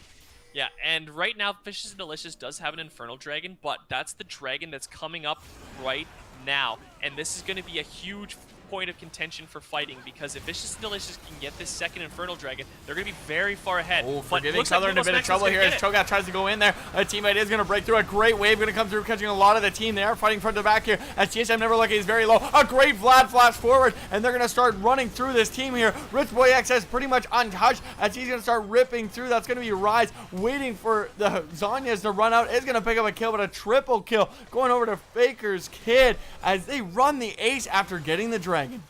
Yeah, and that was almost a clean ace as Lumos Maxima is now going to move towards the Baron. That was an insane amount of damage coming out from this Vladimir, which is exactly what we were talking about earlier. You're going to put this Vlad behind, but as long as this Vlad does AoE damage, it really doesn't matter how far he falls behind, as now Lumos Maxima picks up the Baron. And honestly, just overall a great fight. It looked like Vicious and Delicious kind of had them in a great spot there. Cho'Gath trying to get in there as fast as possible to steal that dragon. A great wave being thrown in by Rob Prob, but the Black Shield as well as the Ragnarok getting the targets that needed to get to the backline in there, running through all of that CC, and they decimated TSM Never Lucky, ran through Mo Money, and Bakery Boy trying to put out as much damage as he can. But honestly, the MVP there, Faker's Kid, flashing in, getting his ulti, believe an empowered Q, and getting his E off all at once. Just a disgusting amount of burst damage, catching the whole team off guard. Yeah, it was just so much damage coming out on so many members, and the Vladimir, as you saw at the end of that fight, was still full health. Pumped out so much damage, so much healing, and we don't see any more Grievous Wounds coming out. Cho'Gath is the only one. Mo Money needs to get an Executioner's Calling. We do see finally the Morello Nomicon coming up for the Rise. That wasn't available for them in the last fight, so they are going to get some amount of Grievous Wounds onto this Vlad now with the Rise, but I would like to also see an Executioner's Calling coming out instead of this Percy's Shard? Is that how you pronounce it? Kirchheist? The Shard. Roll with it, Edge. Just say it and roll with it. I'm gonna call it the Kirchheist Shard for now. All right, we love to hear it. But as I was saying, oh no, you're gonna kill my caught. sub. Gonna be in a bit of trouble here. He's gonna get chased down the Rise Q. Not quite gonna land. A great charm. The shutdown coming through, but that's once again kill my sub. Just kind of roaming by himself. A great duelist, but you're not the greatest 2v1er. No, and I'm actually a little bit surprised that he was that far into the jungle, again, just without vision. This is just one of those things that we keep talking about. Yeah, and they're actually going to be looking for a fight here as we see Vision Delicious try and go in, but Rob Prob going to get destroyed here by Faker's Kid. And meanwhile, in the backside, Kaisa somehow staying alive, going to use the ulti to get to the backside, staying alive. As Forgiving Color, keeping him safe with that Black Shield. But, Super Mega Death Rocket going to pick that one up. Mo Money saying you can run, but you cannot hide. Gonna grab that one, and they have to be very careful. Mo Money being able to pick up a kill on any of these low targets could end up leading into a multi-kill jinx. That a Get Excited passive really helps when chasing down. Yeah, no, for sure. And that was definitely one of those fights where it was like Faker's Kid basically said to his team, yo, I'm fed, let's go. So they engaged a 4v5 and ended up coming out ahead. I think it ended up being a 3-for-2 at the end. If we include Fiora dying, so it is actually, that fight was like a 3-for-1.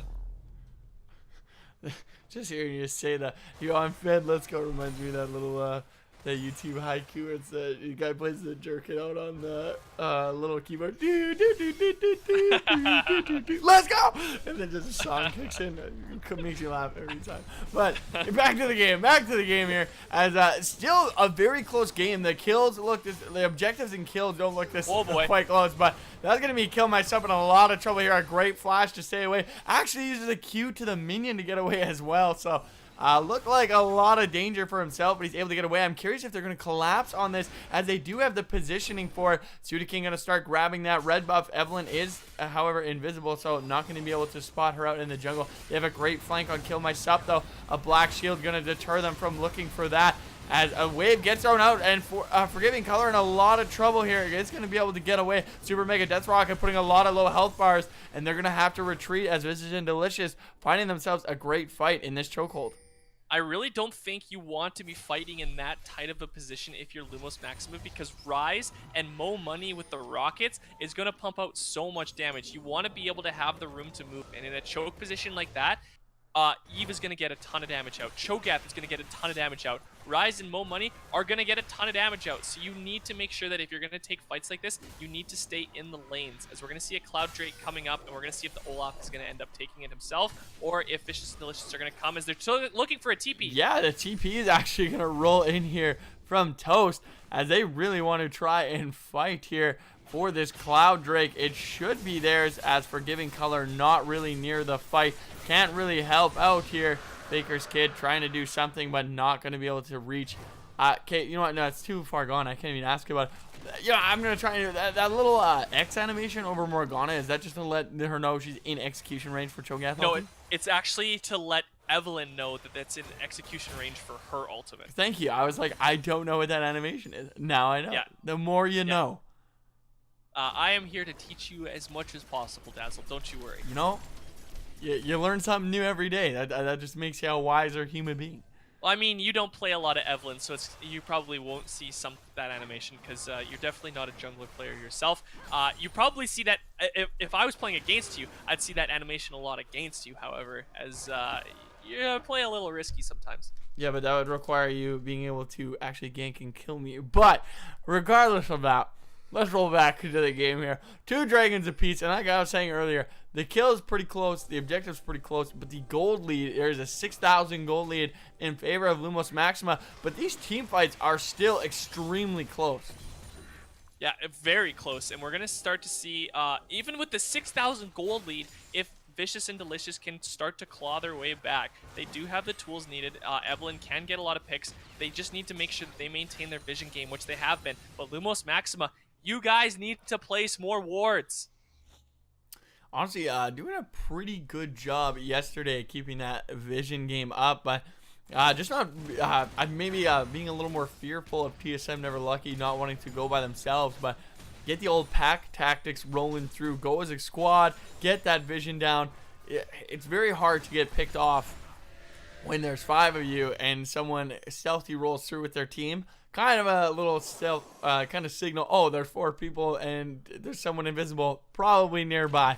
But really only relying on their blue trinkets right now for vision, and that's not going to be enough.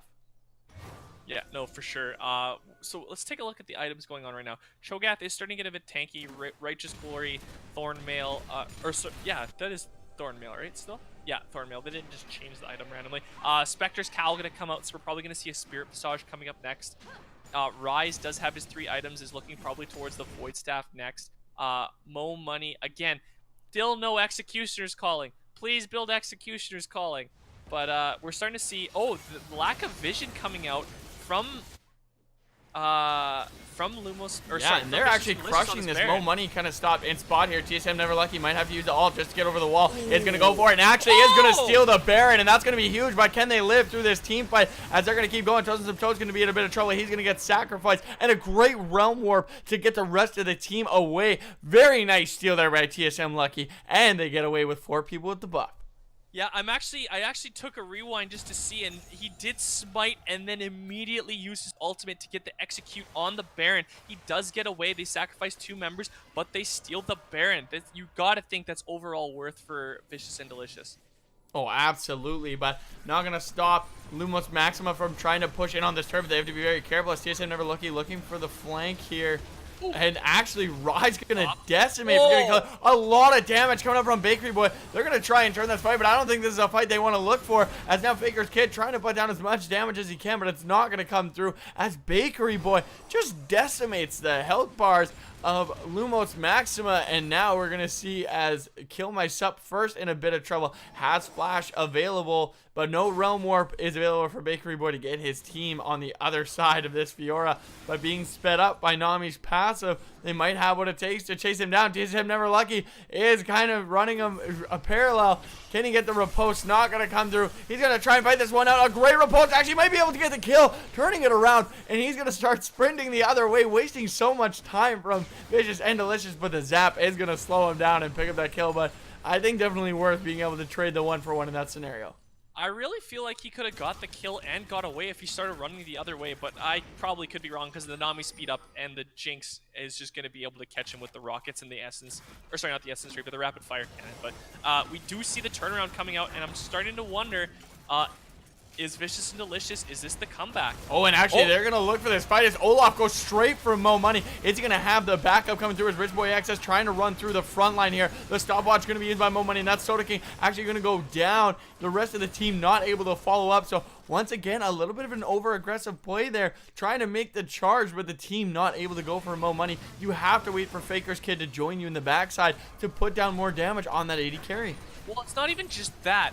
Olaf sprinted in with Righteous Glory and Predator, got onto the Jinx, and immediately popped his Stone Plate. I sat there wondering, I'm like, I've played Olaf. Why is he doing next to no damage to this Jinx? It's because he popped his Stone Plate, and yes, it doesn't stop true damage, but you can only do so many reckless swings. Like, you needed to kill the Jinx and then pop the Stone Plate afterwards, not just immediately run in and just be a tanky juggernaut that can't do any damage. And that's going to be an inhibitor turret going down. The rest of the team going to go back. They do have those empowered recalls, and they could probably rush to Baron and help out. TSM Never Lucky, if he's not able to pick this up fast enough, Realm Warp is available. We are going to see, though, my goodness, so much damage coming out from that Vladimir as TSM Never Lucky is going to go down as the ulti pops at the end. My word, that is a scary Vlad. Yeah, these mid lane mages are terrifying, and we're starting to see again the same thing happening in the last game. The mid laners are the carries right now. There's just so much damage coming out, but right now Mo Money is starting to get a lot of damage coming out as well. But this Kai'Sa, man, is she terrifying. Like, it's just, there's between the mid lane and the AD carries coming out, there's just so much damage in these team fights. And it's just, I'm curious to see who's going to end up coming out on top as actually, Toe's going to get hit. This is actually kind of the time they want to try and find the fight, as TSM Never Lucky is going to be able to get the flank onto their carries, and Rich Boy XS doing a lot of damage to Black Shield, going to try and deter a lot of the CC coming through, but now they're going to be able to get to the Fiora. I believe the riposte coming through, but not going to be able to stay alive, as once again, Olaf trying to go to the back line by himself. They're trying to work their way from back to front. The Rise is going to go down, and this could be their opportunity. The Evelynn has respawned, however, they have to be very careful, as Cho'Gath's going to be the next victim going down. They're trying to heal up. Kai'Sa doing so much damage, going to the backside, is going to be able to get Rob Prop. TSM Never Lucky trying to fight, but Faker's Kid is going to be able to help take him down alongside Kill Myself. But this is where Jinx can pop up, getting excited, is going to take down a couple of targets here, still fighting, getting the red buff onto Vladimir, should be able to get a triple kill here, is going to be able to use the stopwatch, is going to get hit, that triple kill is going to roll through for Mo Money as he defends, and that's where I was saying earlier, you have to be so careful with that Jinx rolling through, as you get those resets, start moving through, and has just great range with that red buff. Lumos Maxima just brute force walked into Vicious and Delicious and was like, yo, can you deal with us? Let's fight. And at the initial part of the fight, it didn't look like they were able to. They were up 4 kills to 1, but Mo Money stayed alive with the Jinx rockets and the Runans, and Lumos Maxima after the fight started to clump up and realized, oh crap, this Jinx is killing us, and ended up getting the triple kill and almost actually single-handedly killed the entire team by herself. This Jinx is officially online. I'm curious what to see yet. We're going to see the Bloodthirster come out. So she officially has full items. This Kai'Sa doesn't quite yet have the Maw, so she can't say the same. But there is a lot of damage coming out of this Jinx. The GA was not popped. I believe she still has it available. So this is going to be very scary for Lumos Maxima. Yeah, that's very crucial that GA was not popped. It was very close, but they did get the inhibitor, so that is going to help them with a little bit of their pushing power. Should alleviate some pressure on the map, but at the same time, like you said, having that full build Jinx and having such a strong front line, that Rise is super tanky, but also does so much damage. They have so much peel between the Cho'Gath Rise and the Nami, that really it's going to be very hard for them to get to Mo Money. Has 2 lives. The GA popped on the Fiora, so not able to go as hard in that backline. Going to be very curious how they're going to be able to deal with it. I said that was their time to try and find the fight without Evelynn, but now they have super minions pushing in that mid lane. They have Fiora working in the bot, so now they're going to try and go for the Baron. They have to be very careful as the rest of the team is collapsing. However, TP available on both the people in the bot lane. They are going to go onto Mo Money here as he's a little far forward. A lot of damage being thrown out. Cho'Gath getting taken down as Rich Boy is being untouched here, and he is just shredding through that Cho'Gath. The rest of them still trying to go through Mo Money, and not quite going to go down as they flash forward. It's going to get the triple kill going through, I believe. Quadra, will he be able to pick up the penta kill? And he does. Oh no, he does not. Never mind. That's going to be Fiora. Aura getting that last kill. So a quadra going over to Rich Boy XS, and a very great start to that fight as they were the 4v4 just not panning out here for Vicious and Delicious.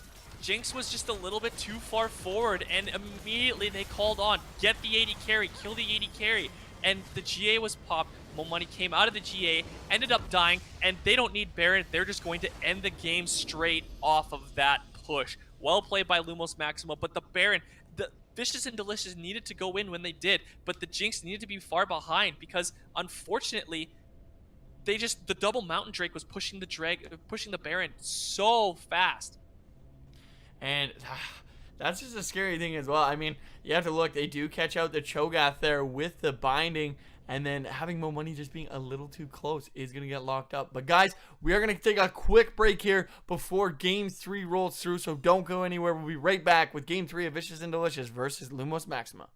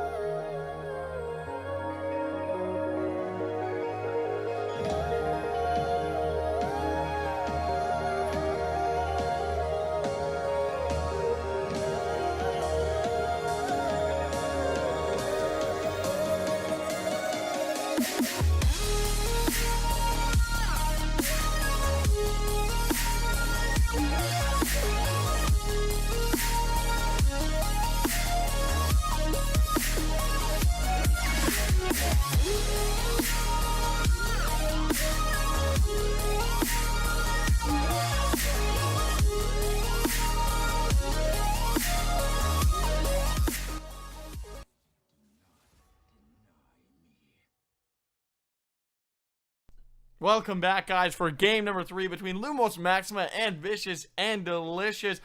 So far, we've had quite a competitive series so far. 2-0 for Luminous Maxima, but honestly, the score does not really show the competitiveness of the games. Would you not agree there, Edge?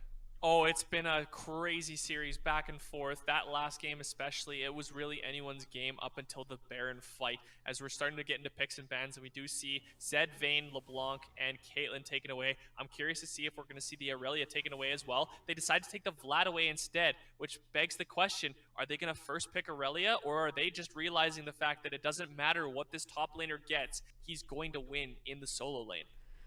Yeah, and so far it looks like they haven't really taken anything away from him, but they are actually going to first pick the Kai'Sa away from Rich Boy XS, and I do like that. Has been an absolute threat on that, but this also leaves Kill My Sup first available to pick what he wants, and he, of course, with that Aurelia open, is, oh, I might be mistaken. Are they going to pick the Ezreal instead? No, they're going to grab the Aurelia. I was going to say, don't want to risk giving that up. So they're going to grab Aurelia as well as Ezreal. Must feel pretty confident in that matchup if they're grabbing it this early on.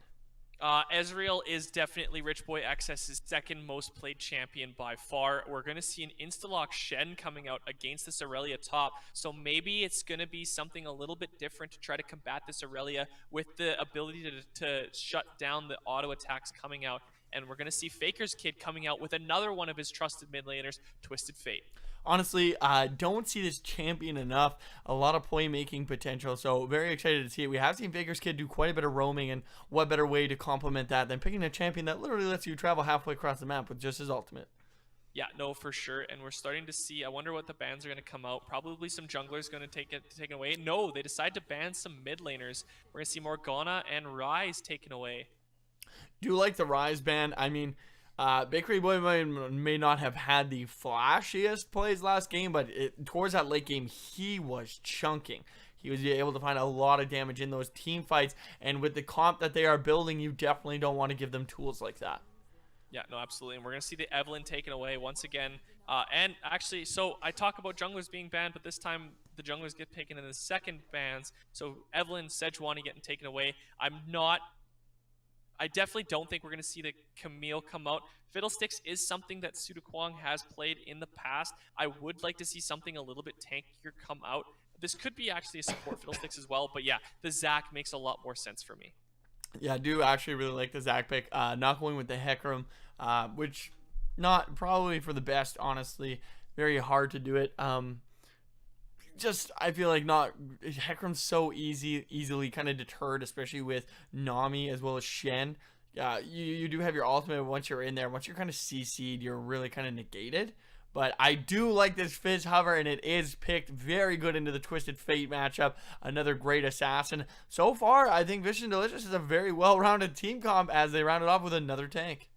Yeah, and I'm really liking this team comp coming out. I'm curious, this is going to be the Mundo in the jungle. This is another champion that got buffed pretty heavily this patch. There's a lot of magic damage on the other side. Aurelia does magic damage, I believe, with her passive. I'm not sure. Ezreal and Twisted Fate and Zac also. And Mundo does very good into magic damage. So I'm curious to see. I'd really like to see a Braum come out as the support here. Karma. We're going to see another magic damage. So this Mundo is going to have a heyday against this team comp. I'm actually a little worried here for the damage if they're going to have enough on the side of Lumos Maxima to deal with the tanks on the side of Vicious and Delicious.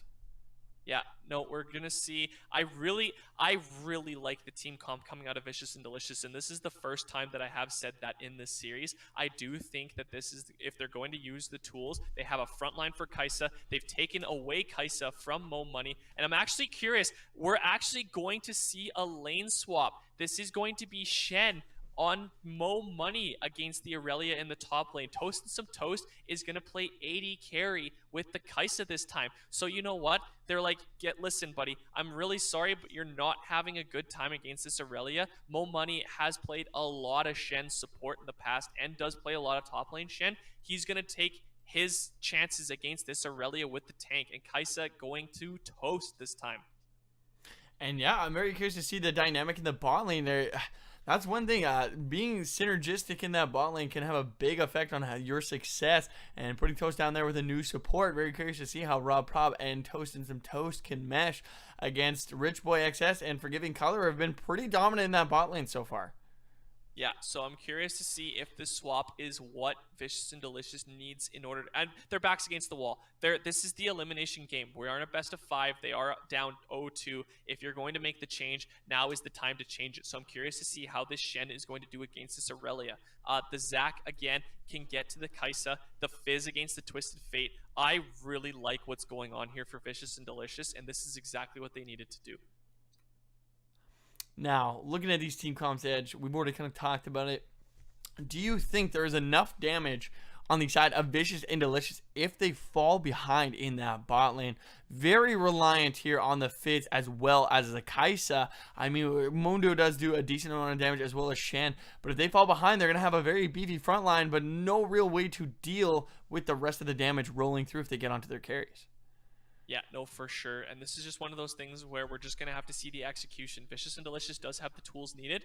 Let's see if they can actually execute with those tools. Or is this Twisted Fate going to roam? Is this Ezreal going to do Ezreal things? Is this Aurelia going to do what every time I've seen this Aurelia get played? Just snowball the crap out of top lane, start pushing towards the pressure towards the rest of the map, and just annihilate the rest of the team. They have two. The split push shouldn't be too much of a problem. I guess that's kind of the hard part. Shen being able to match very easy and can do a lot of split pushing. You have your ultimate as well as the TP to kind of be in those team fights no matter where you are. So a lot of accessibility to the map where Kill My Sup might not be able to match that as much, only having that TP. So sitting on that 280-second timer when you're able to be away from your team, they're going to have to make the most out of those 5v5 skirmishes early and really try and get Rich Boy XS rolling, because kiting is going to be a huge factor when playing against Mundo and Shen. No, absolutely. And I'm curious to see what's going to end up happening here. Who are you giving the edge to? Well, Edge, I'm giving the edge to you because your name is Edge, and I don't know how else I would give it to anyone else. That's very fair point, but I was meaning who gets the edge in the team comp war. Who do you like? Who's personally, I think we both kind of covered it. I think we're both in favor here of Vicious and Delicious team comp. I do have a little bit of worries of the consistency of damage. Fizz does a ton of damage, but if you're not able to land your ulti and you're able to get away from it, it can be a little more difficult to be able to kill some targets. They have a pretty slippery team on the other side. You have a lot of mobility, having Karma, Ezreal, Twisted Fate, a little more stationary, so that's going to be a very favorable matchup for Fizz in the mid lane. So going to be able to easy to get him rolling, but he's gonna struggle early on trying to match the wave clear that TF has, and that's gonna enable him to roam. So I'm gonna put a lot of priority on Bakery Boy, I think, to get his team to be successful. Because if he can shut down that Twisted Fate and not allow him to roam, or be able to match roams, or roam to other lanes when he sees that Twisted Fate roam, he needs to get himself rolling, because he's going to be a pinnacle part of that team's success. Yeah, and let's see. Is Vicious and Delicious going to pull the TSM? Are they going to reverse sweep? Or is Lumos Maxima going to do what Cloud9 could not do yesterday? I have tears rolling down my face as I say that sentence, because they lost yesterday in the reverse sweep. It was very disappointing. It was not a good day for me to watch sports. Unfortunately, the Winnipeg Jets also didn't win their division, so now they have to play against the St. Louis Blues. They also didn't beat the Colorado Avalanche, but we don't need to dwell on the past. As we roll into Game 3 here, it's going to be Vicious and Delicious versus Lumos Maxima. On the blue side, we do have Vicious and Delicious. It's going to be Mo Money bringing out the Shen top lane. TSM Never Lucky playing Dr. Mundo in the jungle. Bakery Boy on Fizz in the mid lane. And rounding out the bot lane, we're going to have the new duo of Toast and Rob Prob playing Kaisa and Nami in the bot lane. Yeah, and we do see the swaps coming out. So yeah, as we had mentioned, Kaisa going to toast him some toast in the bot lane this time. And Mo Money is going to play Shen in the top lane to go against this Aurelia. And how quickly they insta-lock this Shen, they must feel like this is the best counter that they have against this Aurelia. And Kaisa is a champion that fits in Toast and some Toast's wheelhouse. Hopefully he doesn't get too aggressive with his ultimates and go a little bit too deep. But if anyone is going to be able to make this champion work against Rich Boy XS, it is Vicious and Delicious's Toast. Are you underestimating Toast? Are you overestimating Toast? I am neither underestimating, overestimating Toast. I am purely just estimating him. This is a champion that he can make work. However, he needs to make sure he's not playing too aggressive. But I really do like the Mundo in this team comp. I just feel like he's a very good champion right now. So we are going to see. And that's the thing. We're going to have to see how it works because I do agree, but I feel like there's a lot of tools on the other side that can deal with Mundo. Very strong champion, but also has the same problems with a lot of other bruisers where he's very linear. He has no mobility besides his ulti giving him that speed up, and it's very easy with a Nami or an Ezreal with Iceborne Gauntlet to kind of kite him out and make him ineffective. So got to see how they can work around that with the way they build their team. Yeah, and we're going to start to see, this is exactly why Mo Money picked this Shen. He's starting to get the aggressive trades. However, he'll sub Kill first. My Sup is going hard on the paint here. He's going to be in a lot of trouble. He's taking so much damage from the minions here. Going with that Corrupting Pot, though. If he is able to get that early level 2, though, might be able to get a stun and follow through with it, being able to finish those kills. Yeah, but there is the Corrupting Pot for Kill My Sup first, and just the Doran Shield for Shen, and he has used the pot. So it is going to be the initial regen factor at least, because now all the Corrupting stacks are gone. So whatever health pool that Kill My Sup first has right now, this is what he's going to have to deal with, and Shen is going to have to make sure that he can regen and keep alive and get all the CS under this tower and hopefully not die to any early game shenanigans. Got to be so careful. And that is a huge wave crashing under that turret. So hopefully he's able to really focus through. A nice stun coming through. And just can't get bullied out. But this is where we were talking about. You have to have that vision, as we do see TSM Never Lucky making his way up there. And it will respect that and back up. But meanwhile, in the mid lane, we're going to have Faker's Kid. Last auto coming through. He's going to pick that up and stay alive. Yeah, this is not something you typically see coming out of the Fizz versus Twisted Fate matchup, but for someone who plays as much Twisted Fate as he does, I'm sure he's played against enough people who are like, you're playing Twisted Fate, I'm just going to play Fizz. And they may not be as used to the matchup as someone like Faker's Kid, because he showed extreme prowess in that matchup right there. No fear, honestly. But if there's any time to punish Fizz, it is right now. You got to stop that snowball from getting to the hill. If you squash it early, I mean, your sleds don't catch snow, so you're good. Yeah, no, for sure. So we're going to have to see if this Fizz can recoup from this slight disadvantage once he hits level 6, and hopefully he hits level 6 before the Twisted Fate does. Actually, it doesn't really matter, but as soon as Fizz hits level 6, there's going to be a lot of damage coming out of this Twisted Fate. And if we take a look at the timer, as we're going to see a fight in the top lane. Once again, this is where I'm going to have to see if we can see. Kill Myself has to know this matchup well enough. Dodging out as soon as the auto attacks are going to be negated. Doesn't want to find those trades, because obviously Shen is going to win there. And you have to find those optimal trades to stay in that lane. Already looking very strong. Finding the trades he needs to. Going rather though. But wouldn't be surprised if Shen picks up that Bramble Vest, and then that becomes very advantageous for himself. Yeah, no, for sure. And we're starting to see actually Mundo walking. Ooh, the lane. heal going to get popped here. Ooh, a great stun, though, coming out from Kill Myself. Still has Flash available. Is going to get Flash taunted, though, and that's going to be the kill for Mo Money, as him and TSM Never Lucky are able to convert that into a kill. That cleaver bent around that minion. I have no idea how it didn't hit the minion and it still hit. And I don't think he was expecting it either, or else we would have seen the flash come out. But as soon as that cleaver hit, it was over. You needed to flash immediately, or else Mo Money's going to come in with the flash taunt, and immediately we start to see the benefits of this swap coming out for Mo Money in the top lane. And actually, Toast doing really well as well, keeping up in CS a little better than Mo Money was. Not trying to knock at the guy or anything, just maybe also just having a little bit better of a matchup coming through. But so far, the changes seem to be helping. Like you said, when your back's against the wall, you need to make these kind of changes to keep yourself in the game. No, absolutely. And I'm wondering if this is going to end up coming in clutch for them, as Mo Money gets to be a little bit more of a shot caller in that top lane with Shen as a role, because not only does he have access to TP, he also has access to that Shen ultimate, which we've seen so many times in so many games because his champion has been around for so long. As we're going to see TSM Never Lucky going aggressive. He's going to go onto the Zac here. He's going to be able to get away with the Elastic Slingshot, but taking quite a bit of damage from that trade anyways, and that's going to be TF hitting that level 6. Bakery Boy should follow pretty close in suit, and this is where we're going to have to pay a lot of attention in the mid lane and see if he's able to convert in his level 6 to getting more of those kills and start shutting down that TF from roaming.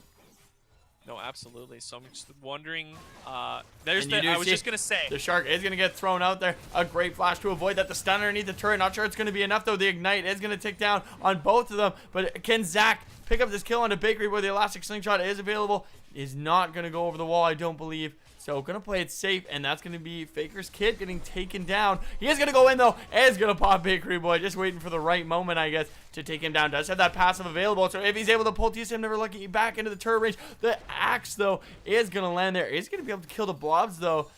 Shouldn't be able to. Pretty safe underneath his turret. Yeah, no, absolutely, and that was just very well played. And I think the reason that we didn't see Sudi Kwong use the elastic slingshot earlier is he probably used it to farm his raptors, and the cooldown was still active, because for him to have activated it and then canceled it, there's no way he would have been able to activate it that quick afterwards. So I'm guessing that's what happened there. Just lurking in the shadows. Just waiting for stalking his prey. But so far, pretty even game. Only a 600 gold lead for the side of Lumos Maxima, as we kind of see the junglers making a little more of an impact here in the early game on both sides. No, absolutely. And I'm curious to see what's going to end up happening now that, yes, there is a slight advantage to Lumos Maxima, but typically this early in the game, the top laner is so much farther ahead. So this is going to be a completely new experience for them. What are they going to do with their top laner hasn't snowballed as hard as it normally does?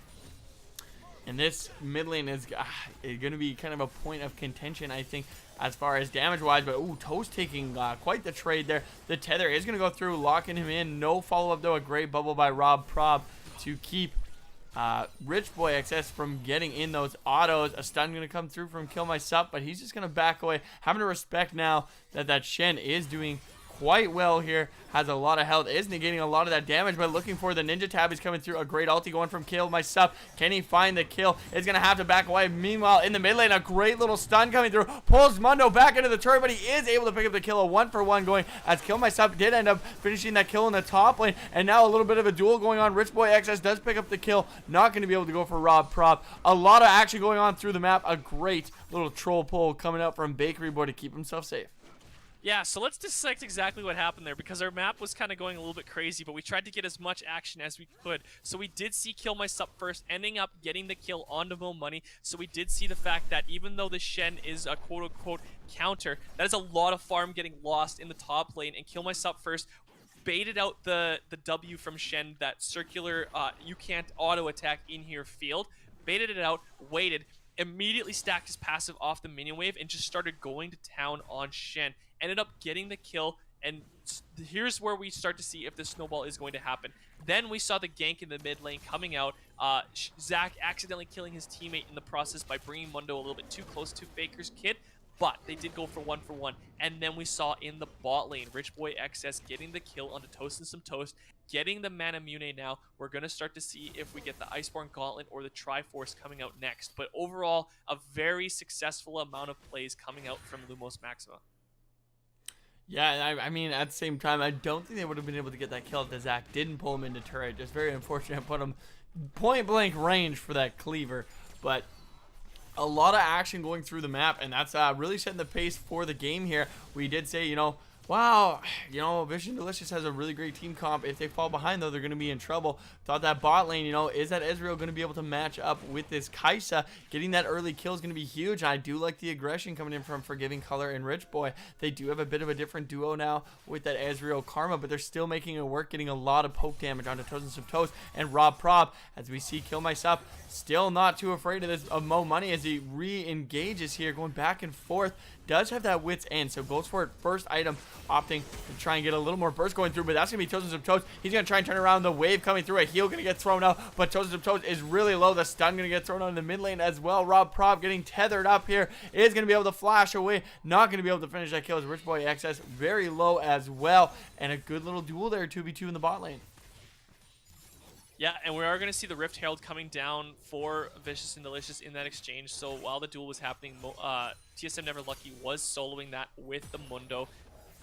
So that we're going to see where he starts to put that. I'm curious to see if he decides to put it in the mid lane to try to get this Fizz rolling, or if he's going to wait until a gank happens and try to get it as to try to help get first tower, because there's a lot of plates going on the side of Lumos Maxima right now. At least 2 in the top lane, 2 in the bot lane have gone down, none in the mid lane right now, and no plates have gone down for Vicious and Delicious. We're gonna see TF is going to look to ulti here. Is he going to come into the bot lane? Is going to dodge out of the Shark, going for the kill on the Rob Prop. One more auto should do it. It looks like they're going to trade for a 1-for-1 here, but the Zac does come in as well. We're going to see Bakery Boy come in late to the fight. Shen has shown up as well, as Kill My Sup is TPing in extremely late, but in a great position. Should be able to clean up here. Is going to throw the ulti out, trying to go into Mo Money. Are they going to be able to pick up that kill? A great stun onto Bakery Boy as the rest of the team converges onto Mo Money to pick that one up. And in the end, it's going to be a 3-for-0 for the side of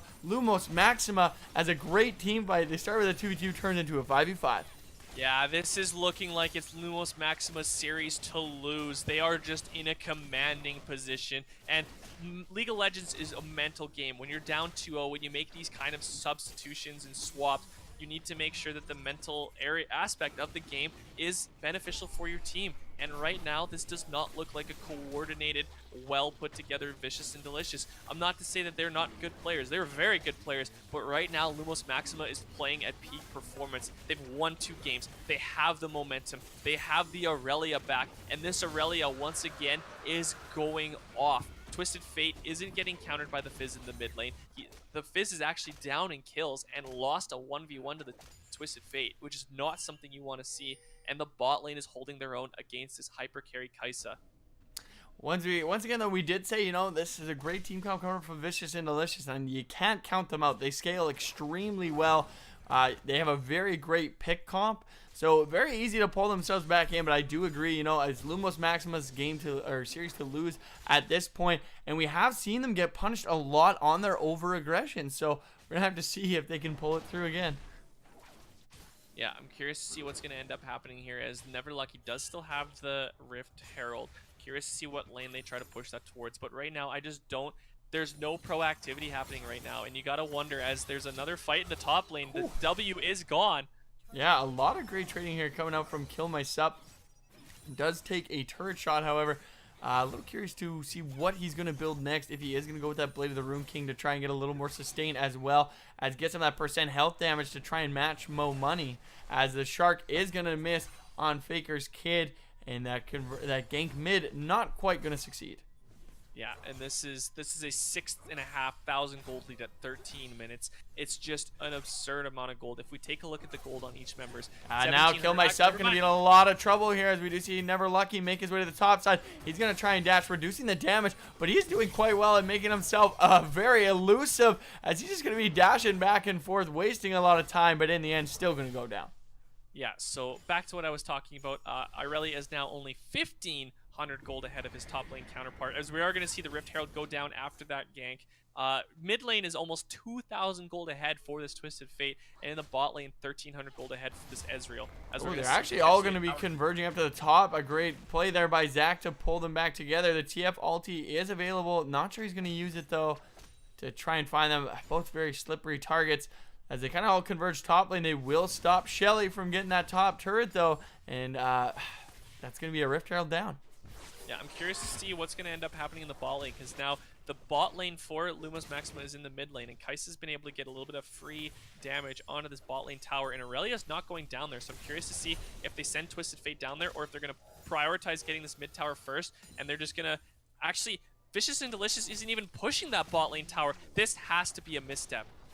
Well, and that's the thing, is they've just been splitting gold so well, making a lot of great decisions, and I think just they're trying not to give up. They're trying to put out too many fires at once. You know, they only have one bucket, but you got multiple fires going on. So where do they start? And I think they're just making panic decisions, like, oh, we should come back and help. Okay, well, now we're coming back to help, but is it too late? As Mo Money going to be able to get himself out of that. Zac all day the fish has landed on a Rich Boy XS. He is going to flash away as well. That stun card is available. They are going to get it onto the Fizz. Not enough damage to finish anyone off, but a lot of damage being thrown out, as they're going to go into Kai'Sa here. The heal going to come through, but not enough. You should not be in the front as that AD carry. You've got to respect the TF stun. And once again, again going to get thrown out. Zach going to re-engage here. Are they going to be able to find the kill into TSM? Never lucky. They will, and Sudaking is going to be able to walk away. Passive intact. Yes, going to live with just a sliver of health there. As once again, Lumos Maxima, being on the receiving end of that team fight, just pulling it back. It looked a little rough at the start, but they're able to kite back with the Ezreal and then reinitiate with the TF. Yeah, and this is a team that, although their late game macro might not be as optimal as some other teams, Lumos Maxima knows how to snowball a lead. Once they're in this position, 7,000 gold up, it is insanely difficult for them to fall behind, because at this point they just rotate so well. They know exactly where their power points are. They know exactly where they need to go, and they just brute force their opponents with pure mechanical skill and get to the point where, like, yeah, guess what? We're 8,000 gold ahead, and we have the strongest mechanics in the league at the moment. Let's see what you guys can do against this, as we start to see a Gnasher's Tooth built for this Twisted Fate in the mid lane. Hey, trying to help his team take down those turrets. Yeah, might as well. Does build up your passive a little faster as well for your pick a card. So just going for a little more damage, I guess. Yeah, no, for sure. We're going to see a bit of a fight in the top lane. Yeah. Zorelia is going to start to go in, weaving in and out, but it's so crazy how much damage this champion can do. Kill My Sup is just so good at going in, getting a couple autos out, and immediately going out, really utilizing the kit and the resets you can get from Irelia. And honestly, it's so crucial to play this matchup well. If you can min-max the amount of procs you're able to throw out, you can really just bully people out of lane. And it's just a lot of practice, I guess, on that champion, knowing when you can go in, what trades you can win, and being able to maximize your profits in those lanes. Yeah, and he is going to end up going for the Triforce next by the looks of it. He has a longsword and a stinger. We are going to see the Manamune and the Iceborne Gauntlet coming out at 17 minutes. Actually, it's a Muramana already. It's not even a Manamune. Ooh, it's Baker's Kid going to get the stun onto Bakery Boy. Has to watch out. Does miss the Chum the Waters, and now Bakery Boy going to be in a bit of trouble here. Blue card going to get thrown out. Shen ulti going to get thrown out, but then now they might be in a bit of trouble. Team is still quite far away. The yellow card is going to get thrown out. Not quite going to connect, as they can just kite away. As Zach trying to reinitiate, not quite going to be able to catch both sides of that. Yeah, no, for sure. And it's just one of those things where the Chum the Waters was very likely going towards the main avenue of exit, so Baker's Kid ended up taking the secondary option and going to the right side and dodging it out. And the one interaction that you probably didn't see there is the fact that Shen's W does block Twisted Fate's stun cards. Because it's an auto attack modifier, there was no stun put out. So if for some reason Vicious and Delicious can bring this game back, Shen is very good against this team comp. Yeah, able to negate a lot of the auto attacking, and that is a majority of TF's damage, besides being able to throw out those wild cards. His pick a card is actually, yeah, like you said, an on hit effect, so it's going to negate that. It's going to be very hard to deal with, but for the most part, they should be able to kite very well. And this is the thing, this Ezreal is doing quite well. Like you said, has that Muramana already and that Iceborne Gauntlet. I'm very concerned for how well they're going to be able to deal with this. And we do see the Chum the Waters get thrown out. A flash coming out from Forgiving Color as they reinitiate with the wave, but they don't follow through. And now they're going to start turning around, throwing out ultis, but they're going to have to retreat in the end. Yeah, no, for sure. And Zach wasn't even there, so that fight was a 4v5 right now. I'm curious to see if they're going to try to bait this back, or if they're just going to try to brute force this inhibitor down. Now that a lot of cooldowns are down for Vicious and Delicious, the ultimate is gone for Bakery Boy, or are they just going to look to get the split push, which it looks like that's what they're going to be doing right now. This Ezreal just throwing out Mystic shots and can just repeatedly just get some free poke down, and that just allows them to put pressure on this tier 2 bottom, as Kill My Sup should be able to just slowly dwindle it away, as Mo Money trying to deal with them has that Titanic Hydra, so can get a little bit more of a split, or face that split push in the wave clear, but the rest of the team starts converting down as Zach gonna go in, not quite gonna land with the elastic slingshot, gonna have to back away after taking a couple of turret shots here. No, absolutely, and this is one of those things where it's like you're stuck between a rock and a hard place. Now TF is pushing in the top lane. If Lumos Maxima plays this properly, they're just going to slow play this and slowly get a great move by Bakery Boy. He's actually going to jump into his team, and they might be able to take him down. Rich Boy is going to go down. Zach Aldi going to try and pull the rest of them away from the fight here, as Kill My Sup trying to do as much damage as he can. Does get exhausted here. He is going to go down, as Zach is going to be forced to run away. Meanwhile, TF trying to join the fight, immediately realizes his team has already lost and is going to have to turn and try and get that top tier turret. Yeah, that was one of those things where they realized once you're split pushing, if you can hard engage on the group of 4 as the group of 5, and because of his indecisiveness, Faker's Kid is not going to get this top lane tower, and he might even pay his life. Yeah, here, does block the stun, and he's going to be able to pick this up. The Ignite going to get thrown out. Is going to be able to get the stun. Is going to get thrown out. The wild card is going to get thrown. He does have flash available if he wants to go for something, but Bakery Boy is going to make his way there. The red card is going to slow him. Very nice pick.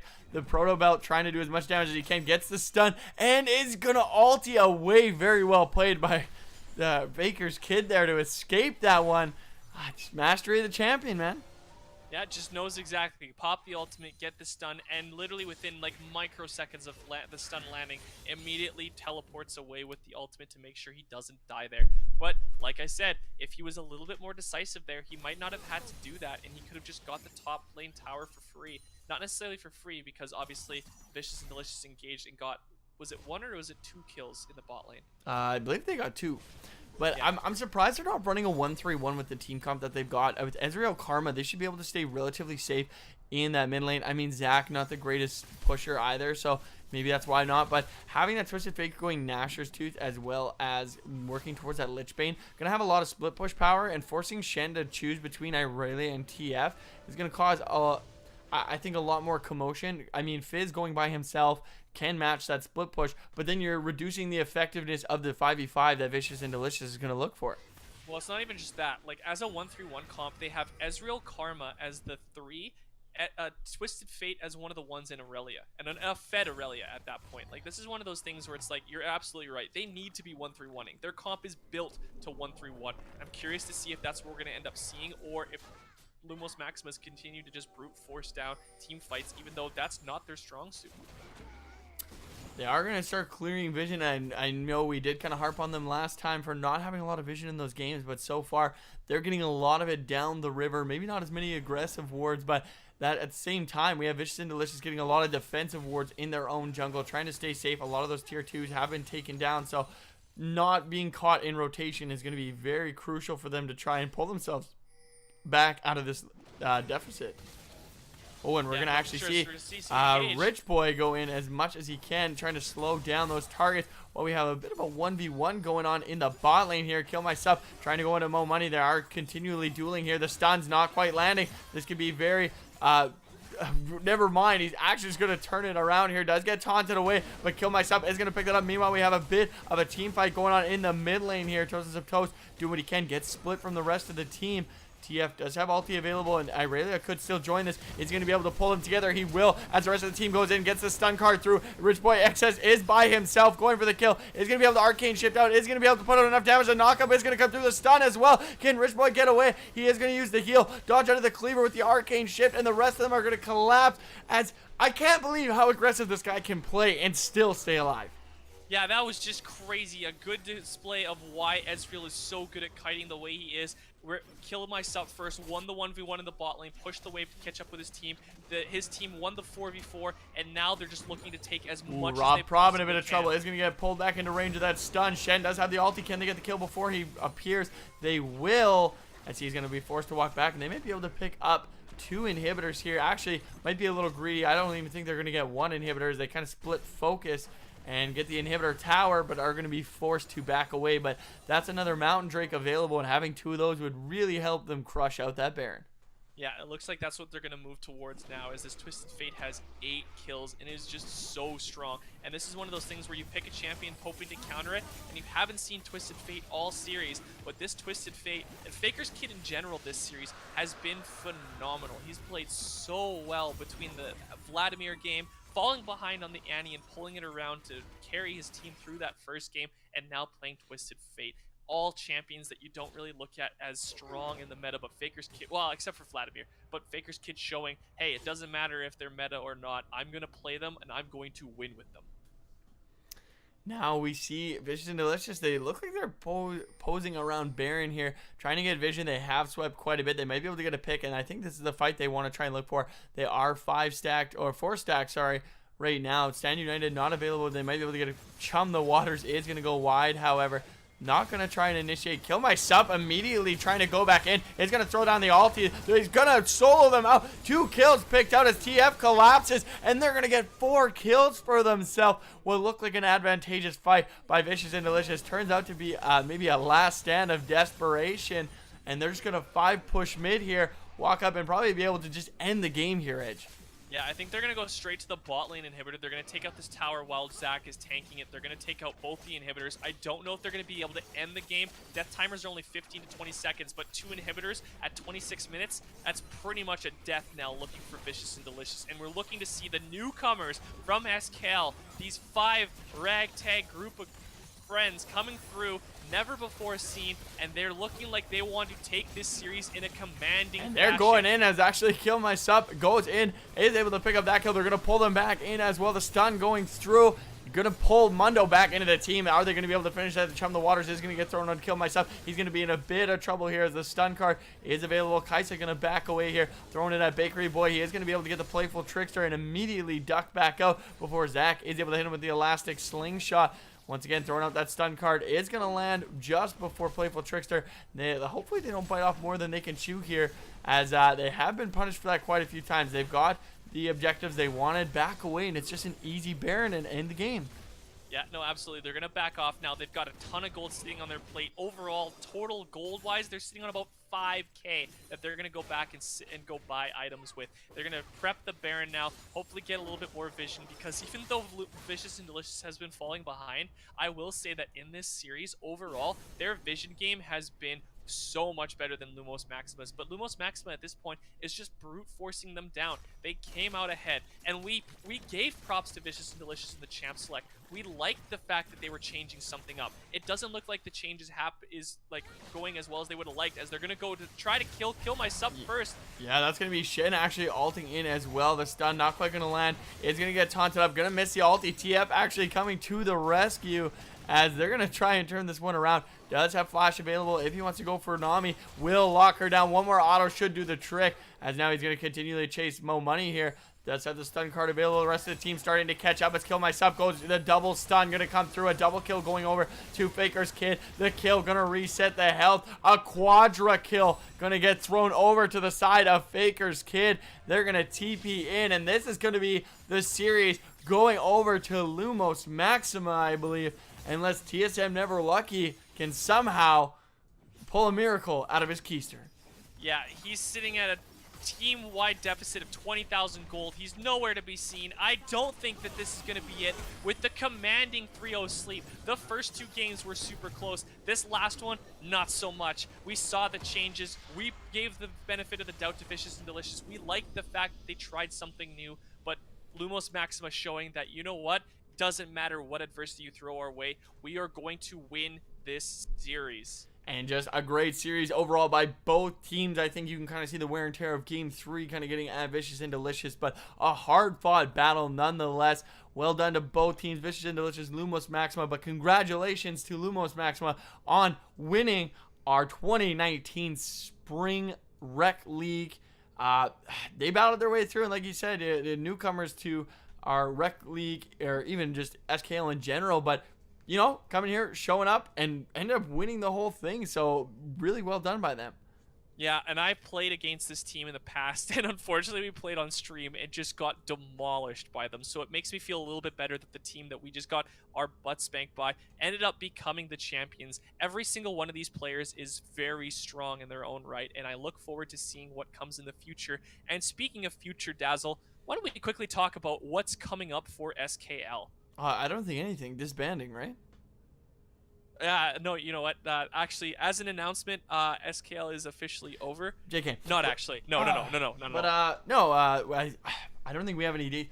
We do have another Rec League planned for the summer here. I know we've got a little bit of downtime in between this Rec League and the next Rec League. We will have announcements coming soon on the exact dates, but make sure you are looking for that. If you guys enjoy it or have any suggestions for in the future, please let us know. I mean, we do this for you guys. We want it to be the best experience for you guys. So any way we can supplement and arrange and help make it to be the best it can be, we'd love the feedback. Yeah, and absolutely. And you are going to see an announcement coming up in the next couple of days about a new game that SKL is going to be hosting a tournament for. Keep your eyes peeled for that coming up this week, probably either Monday or Tuesday with the announcement. We're super excited about it. We actually are partnering with a game developer for that game to bring you a tournament. Are you excited about this as much as I am? Yeah, it's going to be very exciting. I think I don't want to ruin too much about it, but it's going to be an interesting endeavor, and I'm excited for it. No, absolutely. And just to keep everyone's eyes peeled, we are going to be having the Rec League coming up. There is going to be a summer Rec League. Keep your eyes peeled for registration, likely in May. We don't have exact dates yet, as there's going to be some downtime. But if you want more League of Legends content, join our Discord, discord.gg/SKL Esports. There is actually in the announcements page a tournament happening at the Matrix in Regina on April 27th. If you want to get a team together, get some practice in for the next SKL Rec League, make sure to check out that tournament. And on top of that, if you want some other esport action that isn't something that we haven't announced yet, we've also announced the Queen City X Super Smash Bros. Tournament happening. Our 5th Super Smash Bros. Major coming up, and it's going to be a ton of fun. Yeah, honestly, that whole event is going to be rather sweet. And I mean, we've got another kind of announcement coming soon. I'm not even sure when we can do it, but keep your eyes peeled for that. But there's a lot coming up in the future. So if you guys want to get involved, make sure you kind of follow along. We have a lot of new things on the way. You can follow us at Facebook, I believe, SKL Esports. Follow us at Twitter. Discord. I believe all of our stuff is beneath our Twitch page there, so you can go have a look if you want to follow anything. If you're just looking to play games with people, make sure to go check our Discord out. There's a huge community. We're always growing, and just overall a really great, engaging community that's very friendly. Any kind of game you play, should be able to find someone new to play it with. I mean, hey, yeah. You know what? Skillos just found someone to play a game with yesterday. So, there's always new people out there looking for games. Just looking for my friendly Dokkan players. If you're out there, hit me up. But no, definitely get involved if you want to play just anything. That's the place to be. Yeah, no, absolutely. We're all just a community of gamers. And if you like the stream, we are going to be expanding our coverage a little bit. We're going to be starting to stream more SKL content. In fact, this evening, I do believe there is a Counter-Strike tournament happening on this exact stream channel. You are right. That starts at 6:30, I believe, tonight. So if you are into CSGO, come check it out. They are running I believe, a bit of a Rec League. I'm not sure if the Rec League games are tonight or if it's in-houses, but they will be streaming those games. Yeah, no, absolutely. So we are going to be expanding some more content onto the channel. We're going to be streaming some more games. We're adding to the roster. SKL is growing, and we love that you've been a part of it. But I think that about does it for us. Yeah, thank you guys so much for tuning in. Thank you for the players for giving your time up this weekend to come in, play, win. I will give a shout out to Bishy for also giving his weekend up and helping officiate. You don't always see him, but the guy's putting in work. Definitely appreciate it. Shout out to Skillos for coming to run the stream because, no one likes a crappy run stream, and you can't in charge it to Dazzle. Big shout out to Edge as well for coming and helping me commentate. Tried to solo cast yesterday. The voice was not having it, so big savior there. And just overall, thank you guys, the viewers, for coming and checking it out. We love providing content for you guys, and we love just the involvement and interaction with you guys in Twitch chat. So thank you so much for the support. Yeah, have a great rest of your day, everyone. Thank you for watching. We'll see you next time. Take her easy.